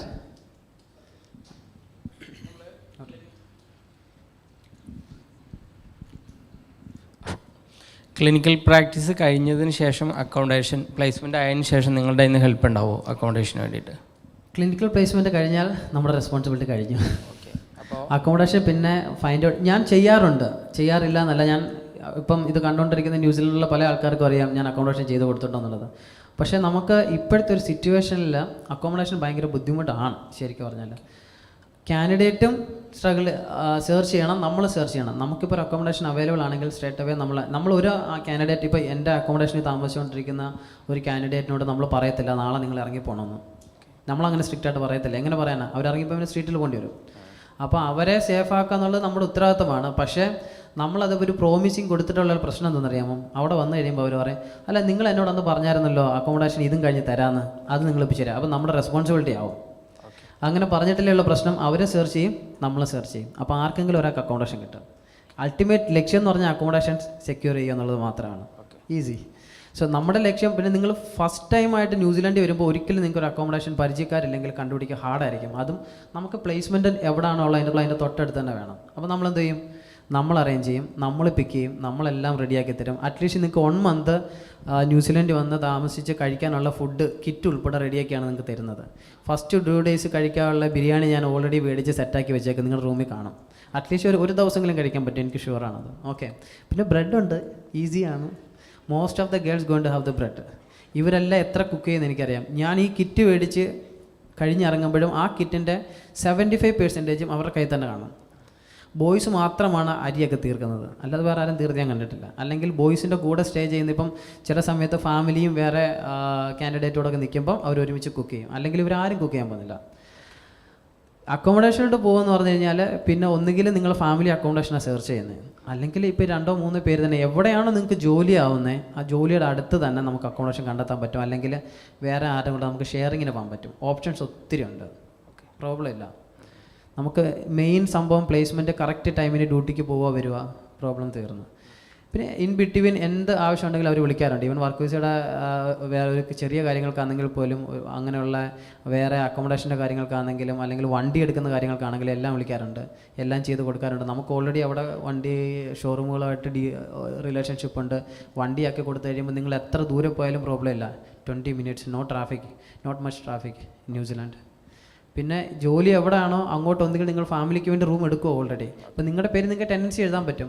നിങ്ങൾ ന്യൂസിലാൻഡ് ആയി കഴിയുമ്പം you already know how to find out the houses, how to go to the public transport. It's all about 2 weeks getting oriented with the place. നിങ്ങൾ എന്നെക്കാട്ടിയും better ആയിരിക്കും. നിങ്ങൾ എന്നെ വിളിച്ച് പറയും ഞങ്ങൾക്ക് ഒരു അക്കോമഡേഷൻ അവൈലബിൾ ഉണ്ട്, ജിയോ ചേട്ടാ വേണമെന്ന് എന്നോട് ചോദിക്കും.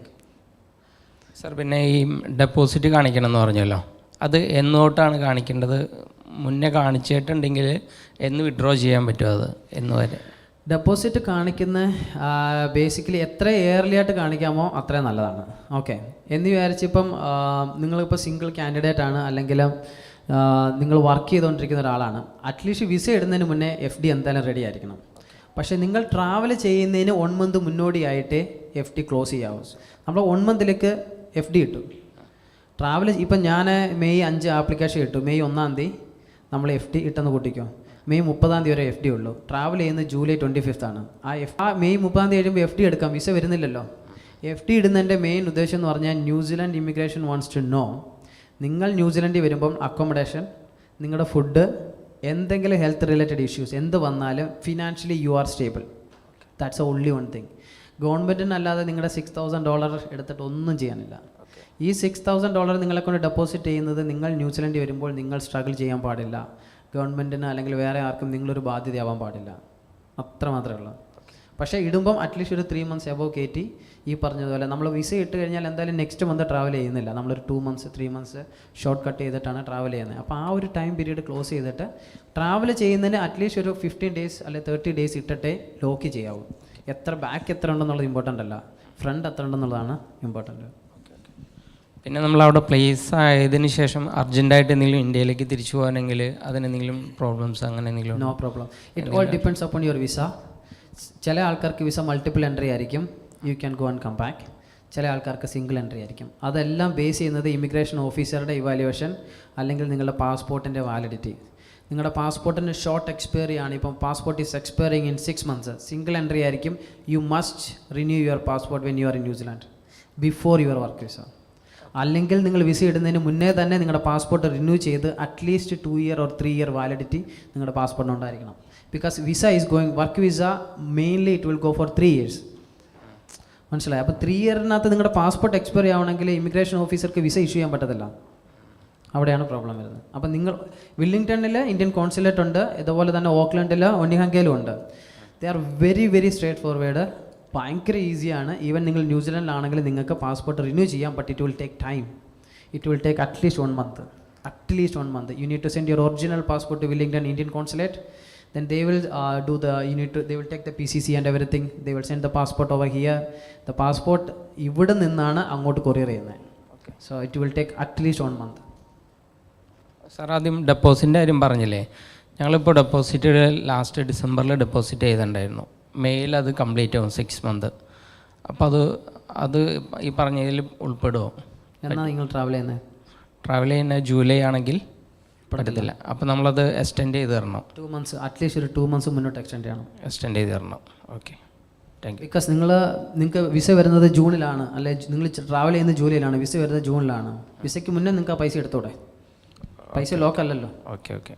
അപ്പോൾ ആ പീരീഡ് കഴിഞ്ഞതിന് ശേഷം എടുക്കുക. അതായത് നിങ്ങൾ ഈ പൈസ ഇടുന്നത് ന്യൂസിലൻഡിലോട്ട് ട്രാവൽ ചെയ്യുമ്പോൾ യൂസ് ചെയ്യാനാണ്. ഓക്കെ. നിങ്ങൾക്ക് വേണമെങ്കിൽ നിങ്ങളുടെ ആരുടെയെങ്കിലും കയ്യിൽ നിന്ന് ഒരു ഗോൾഡ് കുറച്ച് മേടിച്ച് പണയം വെച്ചിട്ട് കൊണ്ട് ലോക്ക് ചെയ്ത്, ഓക്കെ, വിസ വന്നു കഴിയുമ്പം നിങ്ങൾ എന്താ ചെയ്യുന്നത്? ഈ പൈസ നേരെ തിരിച്ചു കൊടുക്കും. ന്യൂസിലൻഡിൽ വരാൻ പൈസ എന്ത് ഗവൺമെൻറ് ചീറ്റ് ചെയ്യുമല്ലേ? ഓക്കെ.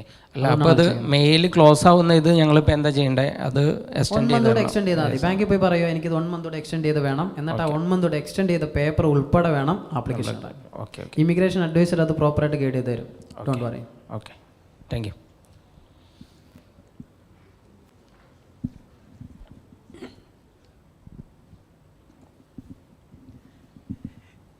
രണ്ട് ക്വസ്റ്റ്യൻസ്. ഒന്ന്, ഈ ക്യാബ് റീഇംബേഴ്സ്മെൻറ്റ്, ഫീ റീഇംബേഴ്സ്മെൻറ്റ് ഉണ്ടെന്ന് പറഞ്ഞു, അതിൻ്റെ ഇതെങ്ങനെയാണ് ചെയ്യുന്നത്? രണ്ടാമത്തെ കാര്യം,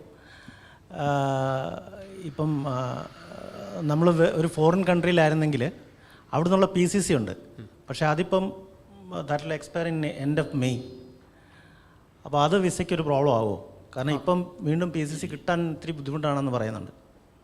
ഓക്കെ. സോ ആദ്യം PCC പറയാം, മറ്റേത് ഇച്ചിരി കൂടിയ ടോപ്പിക്കാണ്. സോ PCCയുടെ വാലിഡിറ്റി 6 months ഉള്ളൂ. 17 years above wherever you are gone, എവിടെയൊക്കെ പോയിട്ടുണ്ടെങ്കിലും ആ കൺട്രിയിലെല്ലാം PCC വേണം. പക്ഷെ back home country Indian PCC they will always ask. Indian PCC എന്ന് പറയുന്നത് നിങ്ങൾ ഇന്ത്യക്കാരനാണ്, നിങ്ങൾ ചിലപ്പോൾ ഒരു ദിവസം വേണേലും പോകാം, 10 ദിവസം വേണേലും പോകാം. നിങ്ങളുടെ പാസ്പോർട്ട് ബിലോങ്സ് ടു ഇന്ത്യ. അപ്പോൾ 17 years അബോവ് ഇന്ത്യൻ സിറ്റിസൺ ആണെങ്കിൽ PCCക്ക് 6 months വാലിഡിറ്റി ആയിരിക്കും. അത് ഈവൻ നെക്സ്റ്റ് വിസ ഇടുമ്പോഴും വാലിഡ് PCC വേണം. എന്നാൽ നിങ്ങളിപ്പോൾ കുവൈറ്റിൽ അല്ലെങ്കിൽ ദുബായിക്ക് പോയി, it depends upon the immigration officer. നിങ്ങൾ ആ കൺട്രിയിൽ നിന്ന് എക്സിറ്റ് ആയിട്ട് PCC എടുത്തിട്ടാണ് എക്സിറ്റ് ആയേക്കുന്നത്. പിന്നെ നിങ്ങൾക്ക് ഇന്നാവേണ്ട ആവശ്യം വന്നിട്ടില്ല. നിങ്ങൾ ദുബായിൽ പോയിട്ടേ ഇല്ല, ഇമിഗ്രേഷൻ സ്റ്റാറ്റസ് അറിയാം അവർക്ക്, നിങ്ങൾക്ക് വിസയില്ല. അപ്പോൾ ആ PCC ദേ മേ കൺസിഡർ. പക്ഷേ ഇമിഗ്രേഷൻ ഓഫീസർ പറയുവാണ് ഇത് വേണ്ട, എനിക്ക് ഒന്നുകൂടെ വേണമെന്ന് പറഞ്ഞാൽ നിങ്ങൾക്ക് വീണ്ടും അപ്ലൈ ചെയ്യാം. ആക്ച്വലി അപ്ലൈ ചെയ്ത് കഴിയുമ്പോൾ അവർ വീണ്ടും ഒരു PCC തരും. അപ്ലൈ ചെയ്യാൻ പറ്റാത്ത കൺട്രികൾ ഉണ്ട്, ഇല്ലെന്നല്ല. ഇപ്പോൾ യുദ്ധം നടക്കുന്ന സ്ഥലങ്ങൾ, അല്ലെങ്കിൽ ലിബിയയിൽ PCC ഒക്കെ എടുക്കാൻ ഭയങ്കര പാടാണ്. അങ്ങനെയുള്ള സ്ഥലങ്ങളിൽ നിങ്ങൾക്ക് PCC എടുക്കാൻ ബുദ്ധിമുട്ടുണ്ടെങ്കിൽ you can just put a cover letter and explain your situation. But നിങ്ങൾ മോസ്റ്റ് ഓഫ് ദ ആൾക്കാർ ചെയ്യേണ്ടതെന്ന് പറഞ്ഞാൽ നമ്മളൊരു പുറത്തൊരു രാജ്യത്ത് പോയിട്ടുണ്ടെങ്കിൽ അറ്റ്ലീസ്റ്റ് ഇറങ്ങുന്നതിന് തൊട്ട് മുന്നേ ഒരു PCC എടുത്തുകൊണ്ട് വരണം. ഒരു PCC മസ്റ്റ് കാണണം. ബിക്കോസ് നമ്മൾ കൺട്രിയിൽ ജീവിച്ചിരുന്നപ്പോൾ നമുക്ക് എതിരെ അല്ലെങ്കിൽ നമുക്ക് നമ്മുടെ പേരിൽ ഒരു കേസോ കാര്യങ്ങളോ ഇല്ല എന്നുള്ളതിൻ്റെ ആകെ എവിഡൻസ് അത് മാത്രമാണ്. അപ്പോൾ അതെന്തായാലും വേണം. അത് PCC ഇല്ലെങ്കിൽ അത് പ്രോബ്ലമാണ്. അതല്ലെങ്കിൽ നിങ്ങൾ കോൺസുലേറ്റ് വഴിയാണെങ്കിൽ പോലും PCC ഇഷ്യൂ ചെയ്യാൻ പറ്റും. ഇപ്പം പുറത്ത് ഏത് കൺട്രി ആണെങ്കിലും കോൺസുലേറ്റൊക്കെ സപ്പോർട്ട് ചെയ്യുന്നുണ്ട്. ഇപ്പോൾ ഈ കുവൈറ്റിൻ്റെ കേസിൽ വളരെ ലോങ് ടൈം എടുക്കുന്നെന്ന് പറയുന്നുണ്ട് PCC അപ്ലൈ ചെയ്ത് കഴിഞ്ഞാൽ. നിങ്ങൾ എസ്പെഷ്യലി വിസ ക്യാൻസൽ ചെയ്ത് വന്നവർക്ക്. അത് തന്നെ. അപ്പോൾ നിങ്ങൾക്ക് അവിടെ ഒരു ID നമ്പറുണ്ട്. ആ ID നമ്പർ വെച്ചെടുക്കുക. ഒരു ആപ്പിൽ കൂടെയാണ് ഇത് അപ്ലൈ ചെയ്യുന്നത്. അത് once you cancel the residence അത് ആക്സസബിൾ അല്ല. അപ്പോൾ അതാ ഞാൻ പറഞ്ഞത്, നിങ്ങൾക്ക് ആ കിട്ടിയ PCC വാലിഡ് ആണ്. നിങ്ങൾ പിന്നീട് കൺട്രിയിൽ എൻ്റർ ആയില്ലെങ്കിൽ, പക്ഷേ ഇമിഗ്രേഷൻ ഓഫീസർ ചോദിക്കുവാണെങ്കിൽ ഒന്നുകിൽ നിങ്ങൾ ജസ്റ്റിഫിക്കേഷൻ കൊടുക്കണം, അതല്ലെങ്കിൽ നിങ്ങൾ ട്രൈ ചെയ്ത് നോക്കണം. അവിടെ ടൈപ്പിംഗ് സെൻറ്റർ ഉണ്ട്. എനിക്ക് തോന്നുന്നത് കുറേ ടൈപ്പിംഗ് സെൻറ്റർ ആരൊക്കെ ഇത് ചെയ്ത് കൊടുക്കുന്നുണ്ട്. സൗദിയിലും സെയിം ഇഷ്യൂ ആണ്, പക്ഷേ ടൈപ്പിംഗ് സെൻറ്ററുകാർ ചെയ്ത് കൊടുക്കുന്നുണ്ട്. മുമ്പ് പ്രോബ്ലം ഇല്ലായിരുന്നു, പക്ഷേ ഇപ്പോൾ ഈ ലാസ്റ്റ് ഒരു 3-4 months ആയിട്ട് പ്രോബ്ലം ഉണ്ട്. ഈ അവിടുത്തെ റെസിഡൻസ് ക്യാൻസൽ ചെയ്ത ആൾക്കാർക്ക് വീണ്ടും അപ്ലൈ ചെയ്ത് കഴിഞ്ഞാൽ കിട്ടാൻ വളരെയധികം ഡിലേ വരുന്നെന്ന് പറയുന്നുണ്ട്.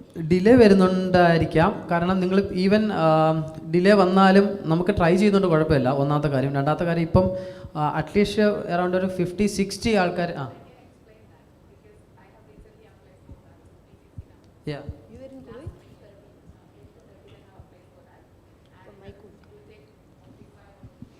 45 working days.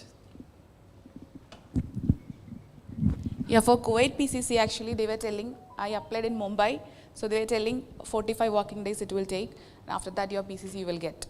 And actually in Mumbai it is like a small process, and if you are going to Delhi it will be a hectic problem.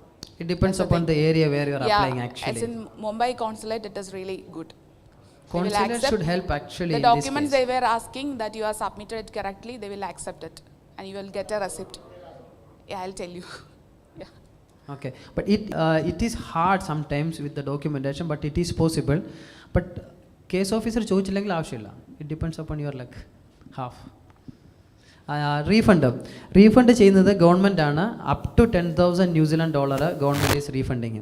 So നമ്മുടെ ക്യാപ്പിൻ്റെ ഗ്രൂപ്പിൽ ഓൾറെഡി റീഫണ്ട് ചെയ്യാനുള്ള ഫോം, എക്സ്പ്രഷൻ ഓഫ് ഇൻട്രസ്റ്റ് ഇടുന്ന email ID, details എല്ലാം ഞാൻ share ചെയ്തിട്ടുണ്ട്. നമ്മൾ ഇനിയും ഷെയർ ചെയ്യും. എവറി 2 weeks അല്ലെ 3 weeks അല്ലെ അറ്റ്ലീസ്റ്റ് മന്ത്ലി വൺസ് ഈ ഡീറ്റെയിൽസ് എല്ലാം നമ്മൾ ഷെയർ ചെയ്ത് തരാം. ഒൺലി വൺ തിങ് നിങ്ങൾ ചെയ്യേണ്ടത്, നിങ്ങൾ ക്യാപ്പ് സ്റ്റാർട്ട് ചെയ്ത് കഴിയുമ്പോൾ, when we starting part 1 theory course, you need to put your expression of interest on the particular ID. Okay, then they will consider. When you are in New Zealand, they will ask you for part 2 details and etc. Once ഇതെല്ലാം complete ആയി കഴിഞ്ഞാൽ government അത് verify ചെയ്തിട്ട് ഒന്നുകിൽ government ഇത് refund ചെയ്ത് തരും. അതല്ലാതെ സംടൈംസ് DHP നിങ്ങൾക്ക് റീഫണ്ട് ചെയ്ത് തരാറുണ്ട്. നിങ്ങൾ ആ DHPയിൽ ഒരു 2 year കോൺട്രാക്റ്റ് അല്ലെ 1 year കോൺട്രാക്റ്റ് സൈൻ ചെയ്യുവാണെങ്കിൽ ഡിപ്പെൻഡ്സ് അപ്പോൺ ദ ബഡ്ജറ്റിംഗ് ആണ് അവിടെ. Okay, it start from $7,000. അപ്പോൾ നിങ്ങൾക്ക് ഏതെങ്കിലും ഒരു റീഫണ്ട് എടുക്കാൻ പറ്റത്തുള്ളൂ. If you are using DHP refund, you can go for government refund. If you are getting a CAP sponsored program by any restaurants, lots of restaurants are sponsoring the CAP, you just need to work for them 1 year or 2 year. Even Somerset are doing actually. Okay, but then you can't use for government because it is already sponsored. കോളേജിൻ്റെ verification ചെയ്ത്, കൗൺസിലിൻ്റെ verification ചെയ്ത്, employment verification ചെയ്തിട്ട് ഇതിൻ്റെ preliminary report നമ്മൾ New Zealand nursing കൗൺസിലിന് കൊടുക്കും. So ഒരു GNM candidate enrol ചെയ്യുമ്പോൾ നമുക്ക് പറയാൻ പറ്റില്ല whether it can be A registered nurse or enrol nurse. Who will decide? New Zealand Nursing Council. How they will decide? After getting the preliminary report from CGFNS, they will take a reassessment. During the assessment, they will thoroughly check your employment, they will thoroughly check your council registration, they will thoroughly check your college education. So a college education samayathu nammal etra year padichu, do we have any additional qualification compare or similar to level 7 qualification which is in New Zealand level? Okay, കുറേ ആൾക്കാർ ഓസ്ട്രേലിയയിൽ പഠിച്ചിട്ടുണ്ട്, പല കോഴ്സുകൾ, GCAN course, അങ്ങനെ കുറേ കോഴ്സുകൾ പഠിച്ചിട്ടുണ്ട് ഈ കറസ്പോണ്ടൻസ് ആയിട്ടും അല്ലാതെയും. പക്ഷേ ഇതെല്ലാം അൾട്ടിമേറ്റ്ലി ന്യൂസിലാൻഡ് നേഴ്സിംഗ് കൗൺസിലിൻ്റെ ഡിസിഷനാണ് ഇത് ഈക്വലി അവിടെ അംഗീകരിച്ച ലെവൽ 7 ആണോ അല്ലയോ എന്നുള്ളത്. അപ്പോൾ അവരാണ് നമ്മുടെ അടുത്ത് കമ്മ്യൂണിക്കേറ്റ് ചെയ്ത് പറയും ഇത് അക്സെപ്റ്റഡ് അല്ല, വേറെ എന്തെങ്കിലും ഉണ്ടോ. വേറെ ഒന്നും ഇല്ലെങ്കിൽ ഇപ്പോൾ ഒരു GNM നേഴ്സിനെ സംബന്ധിച്ച് ഇപ്പം ഞാൻ കഴിഞ്ഞ കുറച്ച് നാളുകളായിട്ട് GNMമാർ ചെയ്യാറുണ്ട്. എല്ലാ ആൾക്കാരുടെ എക്സ്പീരിയൻസും എല്ലാ ആൾക്കാരുടെയും രജിസ്ട്രേഷനും കൺസിഡർ ചെയ്തിട്ടാണ് അവർ ഡിസിഷൻ ലെറ്റർ കൊടുക്കുന്നത്. Even they don't care if you are working in dental, they don't care if you are working in school health, they don't care if you are working in A cardiac ICU. Everything is same, nursing is same. Okay, പക്ഷേ നിങ്ങളുടെ job responsibility എന്തൊക്കെയാണ്? നിങ്ങൾ last 5 ഇയറിൽ ഒരു നേഴ്സായിട്ട് എന്തൊക്കെ job നിങ്ങൾ medication administration ചെയ്തിട്ടുണ്ടോ, വേറെ എന്തെങ്കിലും ഹൈ റിസ്ക് പേഷ്യൻറ്റിനെ ഹാൻഡിൽ ചെയ്തിട്ടുണ്ടോ, മെഡിക്കലി അല്ലെ ക്ലിനിക്കലി നിങ്ങളുടെ എന്താണ് ലാസ്റ്റ് 5 ഇയറിലെ 2 ഇയർ ക്ലിനിക്കൽ എക്സ്പീരിയൻസ് ജോബ് ഡിസ്ക്രിപ്ഷനകത്ത് ഇത് ക്ലിയർ ആയിട്ട് എഴുതിയിട്ടുണ്ട്. ഇപ്പോൾ ഒരു ഡിപ്ലോമ നേഴ്സ് ഒരു വാക്സിൻ യൂണിറ്റിൽ നിന്നു, അവിടെ ഇഞ്ചക്ഷൻ കൊടുത്തിട്ടുണ്ട്, അതൊരു മെഡിക്കേഷൻ റോളാണത്. പക്ഷേ സെയിം ടൈം പുള്ളിക്കാരെ ഏതെങ്കിലും ഒരു കണ്ണിൻ്റെ ക്ലിനിക്കിൽ നിന്നു, അവിടെ മെഡിക്കേഷനും കൊടുത്തിട്ടില്ല, ഒന്നും കൊടുത്തിട്ടില്ല, OPD പോലെ ചെയ്യുമായിരുന്നു. 2 എക്സ്പീരിയൻസും ഡിഫറൻ്റ് ആണ്. ഇതേ GNM നേഴ്സ് ഓപ്പറേഷൻ തിയേറ്ററിൽ നേഴ്സായിട്ട് ജോലി ചെയ്തു, പക്ഷേ മെഡിക്കേഷൻ കൊടുത്തിട്ടില്ല, എഗെയിൻ അതൊരു കൺസേൺ ആണ്. പക്ഷേ രജിസ്റ്റേർഡ് നേഴ്സ് ലൈസൻസോട് കൂടി ഓപ്പറേഷൻ തിയേറ്ററിൽ പുള്ളിക്കാർ കേസിനും കയറിയും സർക്കുലേറ്ററിയും ചെയ്തു, എല്ലാം ചെയ്തു, ജോബ് ഡിസ്ക്രിപ്ഷൻ ഇതെല്ലാം ഉണ്ട്. They will consider. It's all up to the New Zealand Nursing Council. So pathway is almost same. We'll go to the CGFNS, New Zealand Nursing Council. They do assessment, and it is 99% it will go for a reassessment with the senior team members. Then they will issue the decision letter. If you still have any concern with the enrolled nurse, sometime it go for enrolled nurse. For sure it will be, there is a high possibility for enrolled nurse. So enrolled nurse still ningu problem undu ningu appeal nu va. Still ningu problem undu ningu court il va.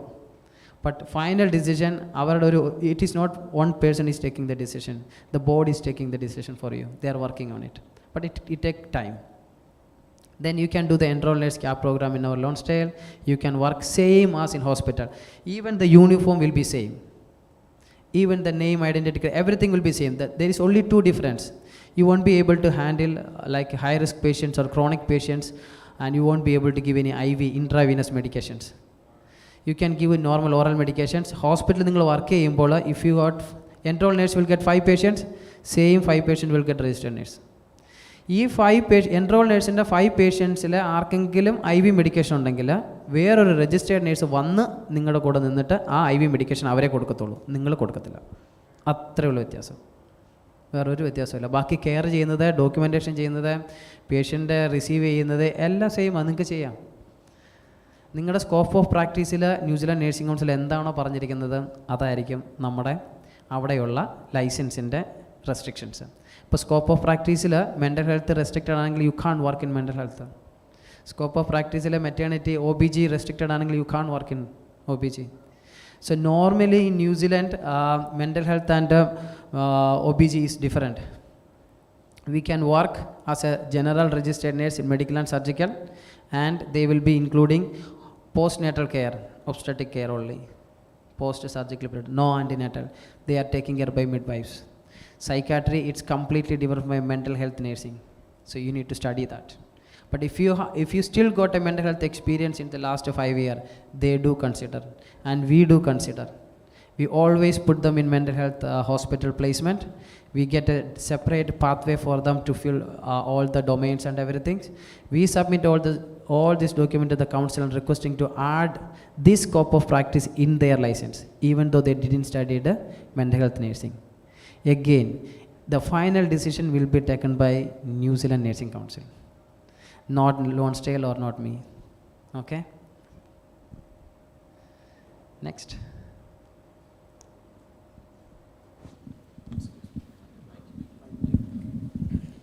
Suppose ഈ course ക്യാപ്പിൻ്റെ course 2023 നിർത്തലാക്കുകയാണെന്നുണ്ടെങ്കിൽ ഏത് stage വരെയും ചെയ്ത്, അതായത് CGFNS നമ്മൾ start ചെയ്തു, നമുക്ക് 2023 പോകാൻ പറ്റിയില്ല.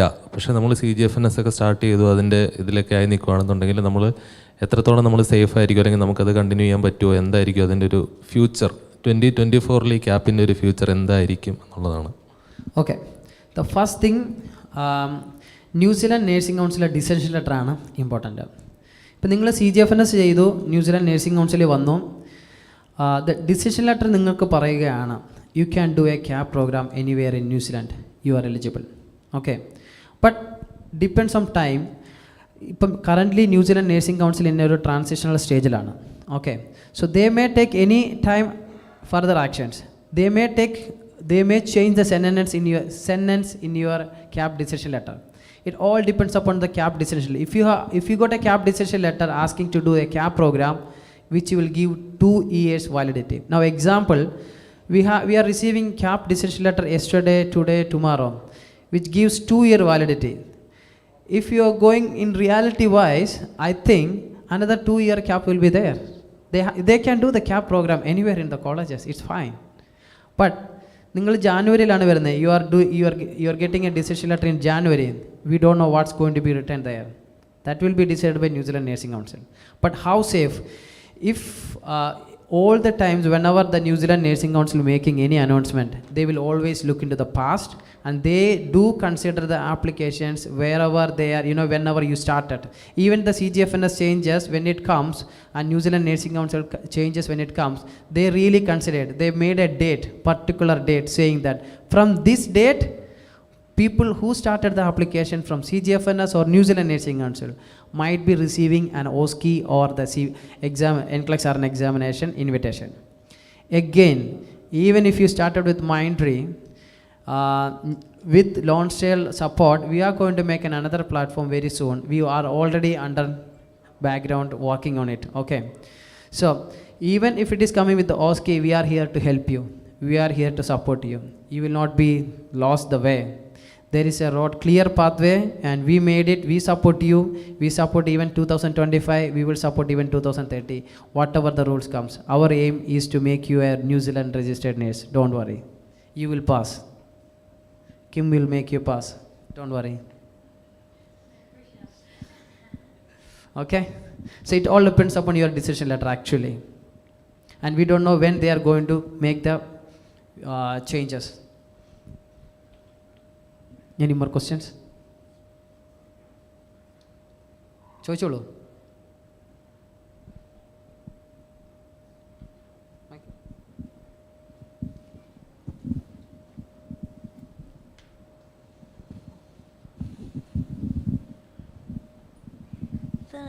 CAP requirements.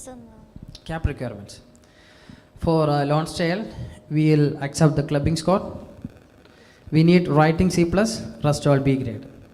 You must have a decision letter from New Zealand Nursing Council with a valid date. We don't accept the expired decision letter actually. Okay, so we should have a language proficiency test as per the New Zealand Nursing Council standard. We need to have a decision letter with a valid decision letter, and at least 2 years of clinical experience. That's it.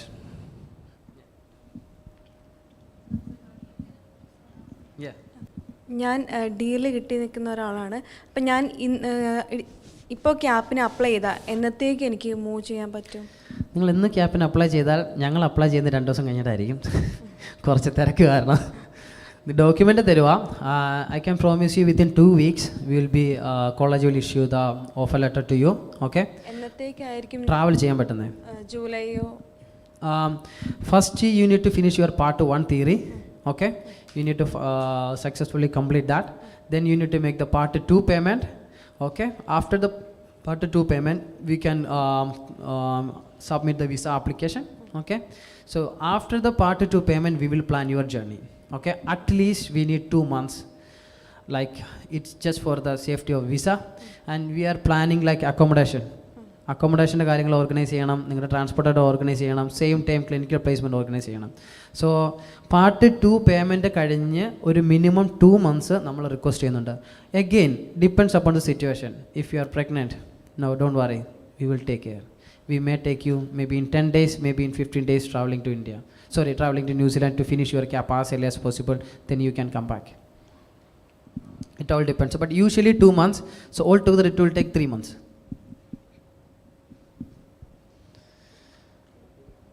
Any questions? I'm so glad everyone is confident to travel New Zealand now. And everyone is confident to get past cap.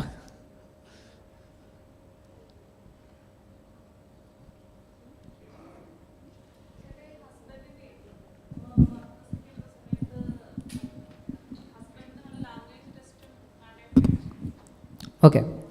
For work visa, we don't need any language test for the husband. Husband automatically get language test avashyamilla. But if you are applying for PR, you need to have your partner should score 5 in IELTS, overall 5. PT also I think accepted. I will check with my immigration advisor. I think PT also accepted. I am not sure. We need to check the immigration website. But IELTS overall 5 for the partner, for the residency only.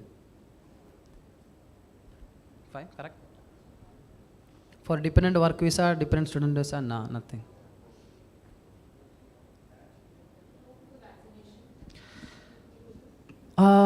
We always recommend 2 doses actually, and now currently it is 3rd and 4th vaccination doses going on. Okay, it's all about your safety. I do understand in India, COVID vaccination is not available, but don't worry, when you are in New Zealand, it is available.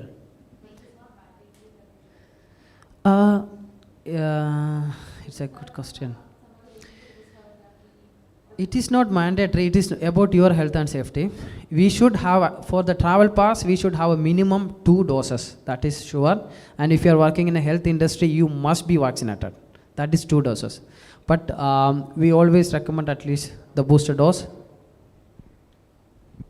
And with the, so yes, I would get your booster dose. Either, if you can't get it here, it's so easy to get in New Zealand.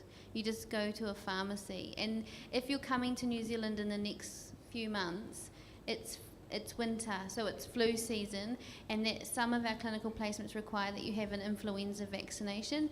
And come to New Zealand a few days before you start your placement, you can go to a pharmacy and get it very easily. It's very easy. Yeah. Is it mandatory or not? Some, but not always actually. It's all for your health and safety. Okay, if you are sick, it's going to be hard for us.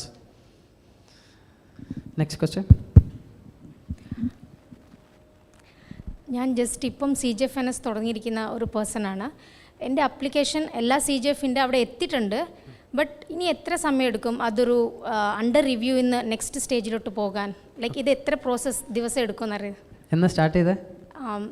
Last month. ഓ, എല്ലാ ഡോക്യുമെന്റോടെ എത്തിയെന്ന് ഉറപ്പാണോ? Means അത് under review എന്ന് പറഞ്ഞ് കാണിക്കുന്നുണ്ട്. Yellow. Yellow കാണിക്കുന്നുണ്ട്. Within 1 month. Within 21 days. That's great actually. In another 20 days, case officer will get assigned. 20 working days. You will get a case officer, and all your documents are perfectly fine. You will get a report in another 10 working days. Okay, അപ്പോൾ overall it will be finishing in 2 months or 2.5 months then. Another. Okay. I mean, another 2 months it will be done. Okay, thank you. Not, yeah, 2 months maximum, for sure. CGFNS ഭയങ്കര slow ആണ് കേട്ടോ. പക്ഷേ really lucky. It will never happen with anyone now. 100 out of 1.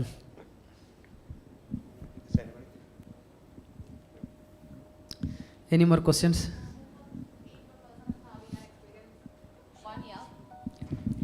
So if person is having an experience of 1 year, okay, whether she is able to apply?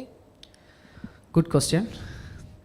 As per New Zealand Nursing Council standard, a nurse should have BSc or diploma nurse with 2-year clinical experience. Okay. However, you are eligible to apply. But the final decision will be taken by New Zealand Nursing Council after the assessment of your application.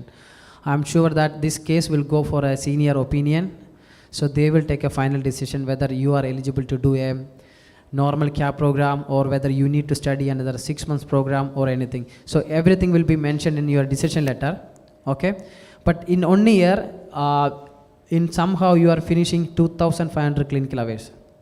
So majority of the cases, they are accepting it, but I am not sure whether this will be accepted in the future.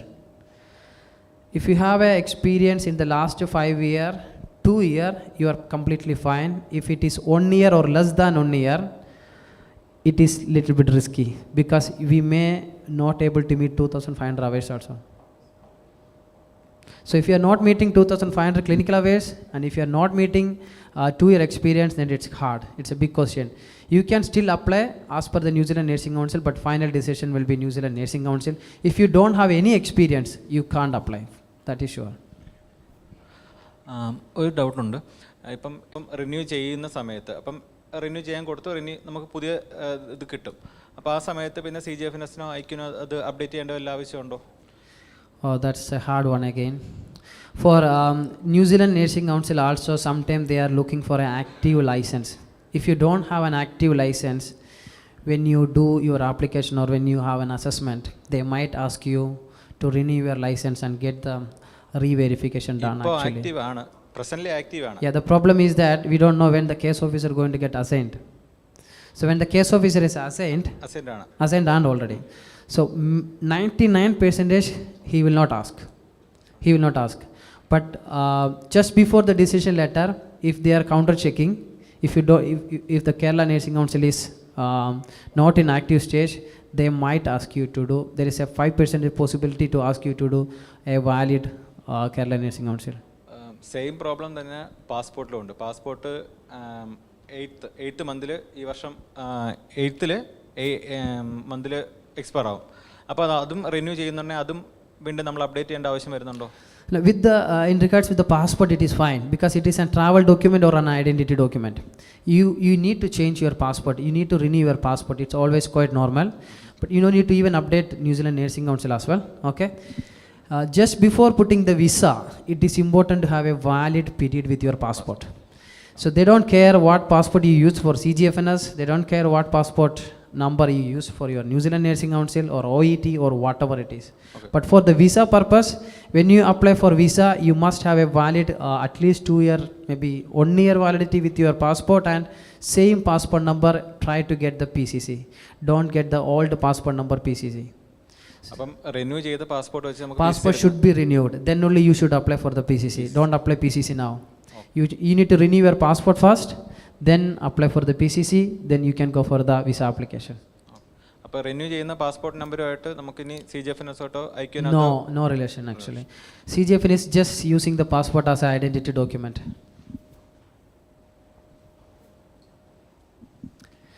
Any more questions?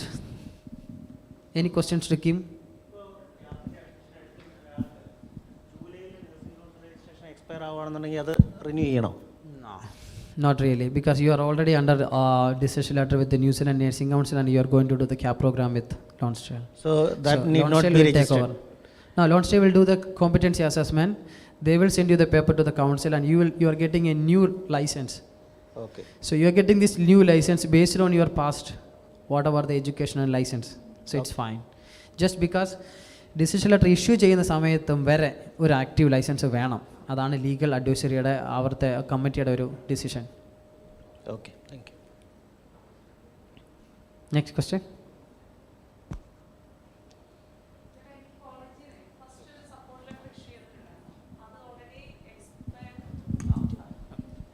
Already has expired. The second one was issued just before my visa application. Now it's going to finish on this May 24th, I think. You got the visa already? Yeah, I got the visa. You're traveling on? June 22nd. You can just fly you can just throw it out. No then need. One more question regarding the part 2 theory portion. I need to complete before my travel? Yeah, sure. The theory portion. I highly recommend that you do some of the work in the part 2 before you come to New Zealand, because it's going to help you, prepare you for your clinical placement. So you don't need to complete it as such, because part of that is actually your clinical placement. So that's part of part 2. But I highly recommend that you look at some of the pre-modules before you do your clinical placement, and go back to part 1. So just go back and have another revise of the cultural competencies, your professional responsibilities module. You just push the back button and go back. It just will refresh your mind around the expectations before you come to New Zealand. Okay, so I have to send any mail after completing this part 2 theory or something like that? Because for the part 1 there is one part 1 completion certificate. You'll get your part 2 graduation certificate once you complete your clinical placement. So part 2 finishes when you finish your CAP course. Yeah, okay. So your certificate will come in the mail after you finish your CAP. Okay, yeah. Thank you. Basically part 2, which includes a little bit of online learning, then the placement. So after the completion of your placement, then the part 2 will complete. Then you will receive the certificate. No, you don't need to inform the college, because it's part of the game. And support letter we are issuing just to support you with the immigration. So if you got the visa, then there is no role for support letter now.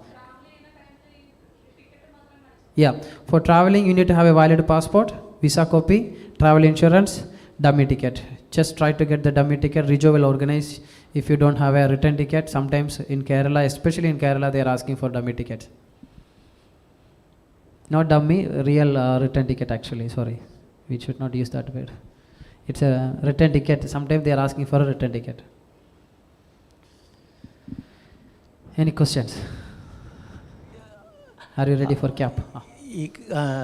Part 1 classes how will that will be structured? We don't need any classes for part 1. It is an online learning module system. So do you want to explain about part 1? I might see if I can bring it up. Can you take it? This one's working.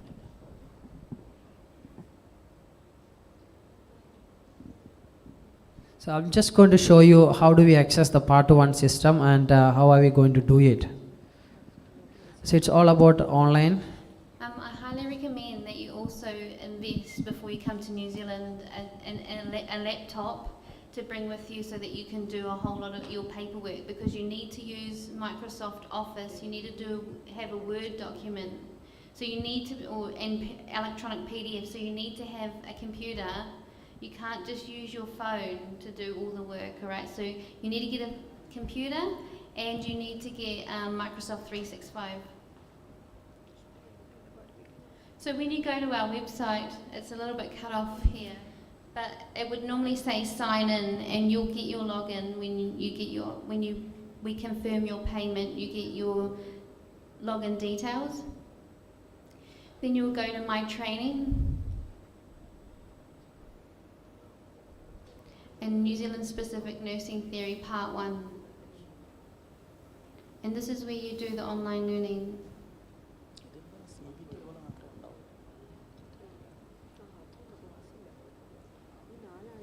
Don't overthink it. If it says that you've failed, you just need to, once you can, so you can go in and out of the modules when you want to, and it might come up to say that you have not passed, but it's fine. You just go back in, and then you can go and sit the MCQ exams. But this is what the modules look like, so you need to work your way through them.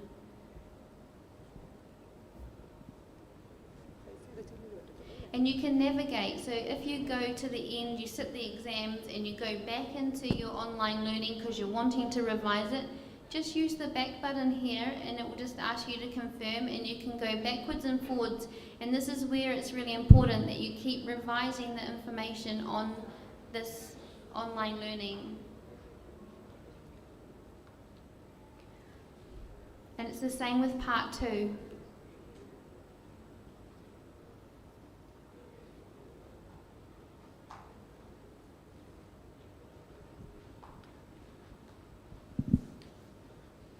Alright, so you need to get familiar and comfortable with the online learning system. It does take a little bit of time. It will get you will get used to it, but we use technology a lot in New Zealand, so it's really important that you get familiar. I've had a candidate recently not doing very well in clinical placement because she's struggling to use the computer, because a lot of our documentation for patient notes is done electronically. It's not often anymore that we do paper documentation. Yes, there's some, especially in the te whatu orders, but if you're going to work in aged care specifically, they're all pretty much on an online documentation system. And when you do medication administration in aged care, it's also on an electronic system. So be familiar with electronic when you come. So that's just a bit of an overview. That's what our website looks like. If you haven't seen it before, go and have a look. There's lots of information on here. It talks about how the CAP course works, all the different training. So yeah, go and get yourself familiar with that. It's going to become straight sending that out. Plus everything's electronic anyway, so you'd write it in the book and then you'd type it up and send it to your tutors. Now it's all on part 2, so everything's there for you to download. There's instructions on how to do that on there, and your tutors can also support you with that information. So you must know how to use PowerPoint, PDF, then Microsoft Word, etc. Just get trained by you guys, because nothing on paper nowadays. Okay? Any questions? CGFNS, New Zealand Nursing Council. Any doubt?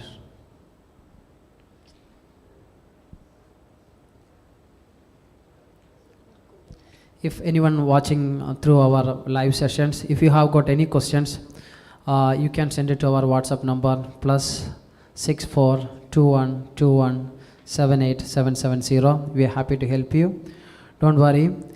We are here to support you with your CAP program, support you with your OSCE training, support you with your accommodation, support with your job support and everything. So get ready to fly New Zealand. Thank you all. Thank you so much for coming. I will hand over to Ankita.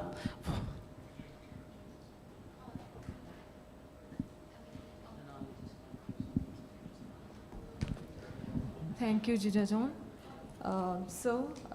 It was an amazing interactive session, and I hope everyone's doubts got clarified. So now it is a time for memento presentation. So I'm so sorry, I forgot something else to tell you. If anyone here who is traveling to New Zealand in these days or coming months, we have got a person who supports me, Nazir, who prepared for us a Lonsdale uniform, which will be a very cheaper cost.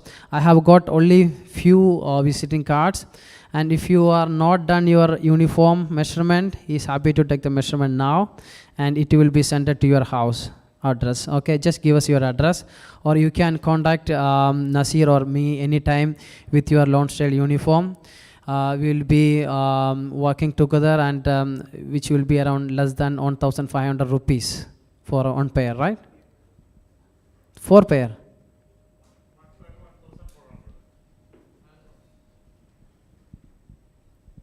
One pair 1,400. ആരെങ്കിലും uniform എടുക്കാൻ ബാക്കിയുണ്ടെങ്കിൽ ഒന്നുകിൽ എൻ്റെ കയ്യിൽ നിന്ന് card മേടിച്ചിട്ട് പോവാം, അല്ലെങ്കിൽ ഞങ്ങളെ കോൺടാക്ട് ചെയ്താൽ മതി. നിങ്ങളുടെ അഡ്രസ്സിലോട്ട് യൂണിഫോം അയച്ചു തരുന്നതായിരിക്കും. Thank you. So we are going to have a memento presentation.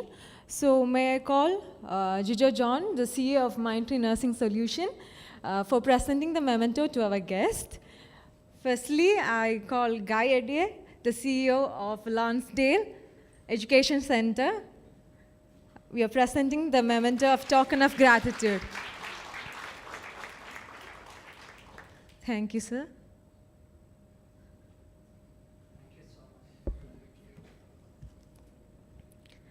Next, I call Melanie Ade, the clinical placement tutor, for receiving our memento of token of gratitude.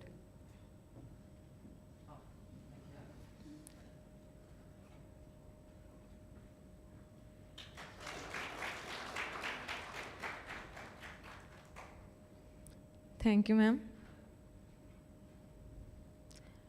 Next, Kim McLean, the Operation Manager, Lonsdale, for receiving the memento of token of gratitude.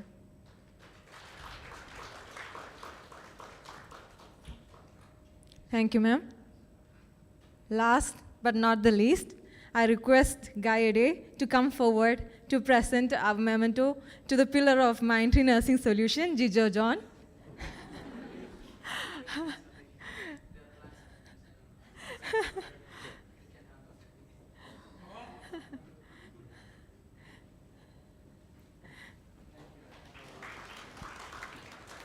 Thank you, both of you.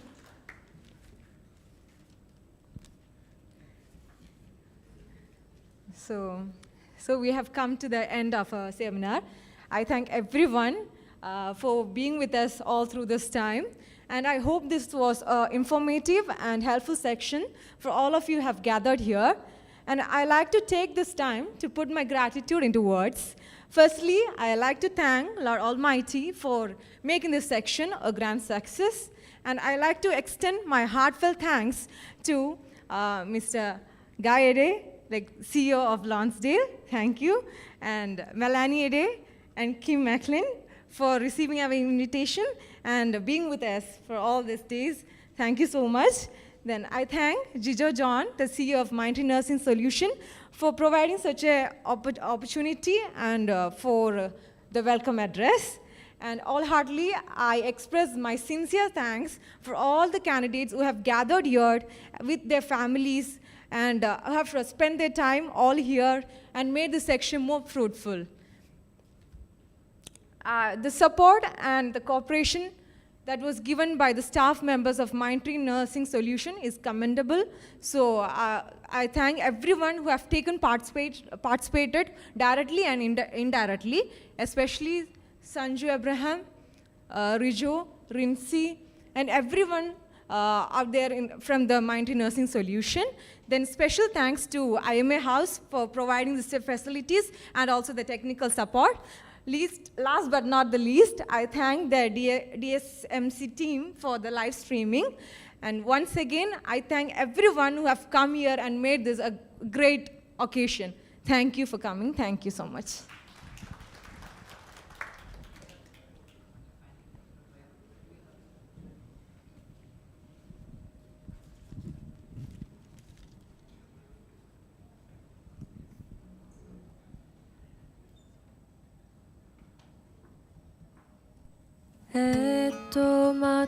Matuai terangi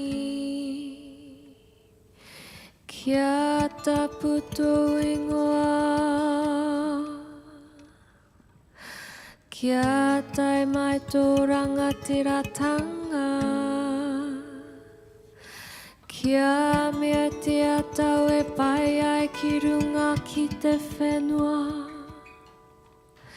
Kia rite ano ki tō te rangi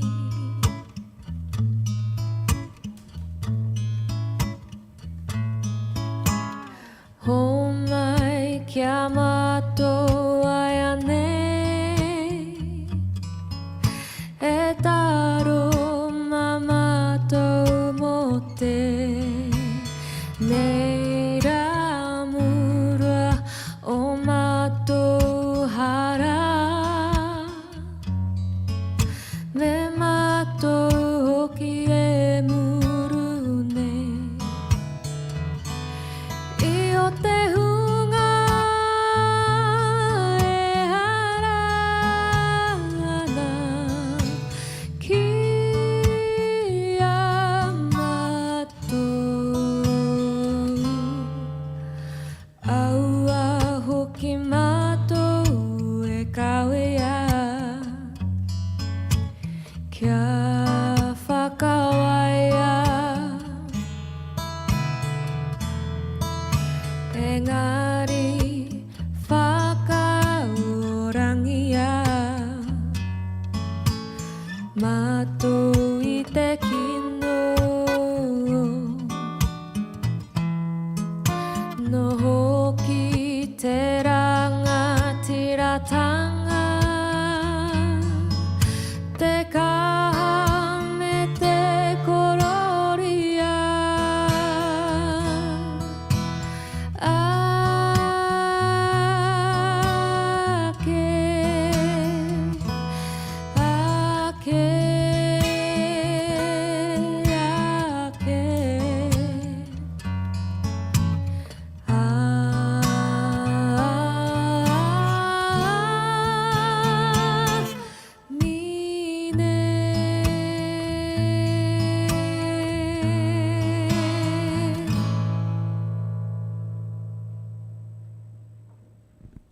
Thank you all.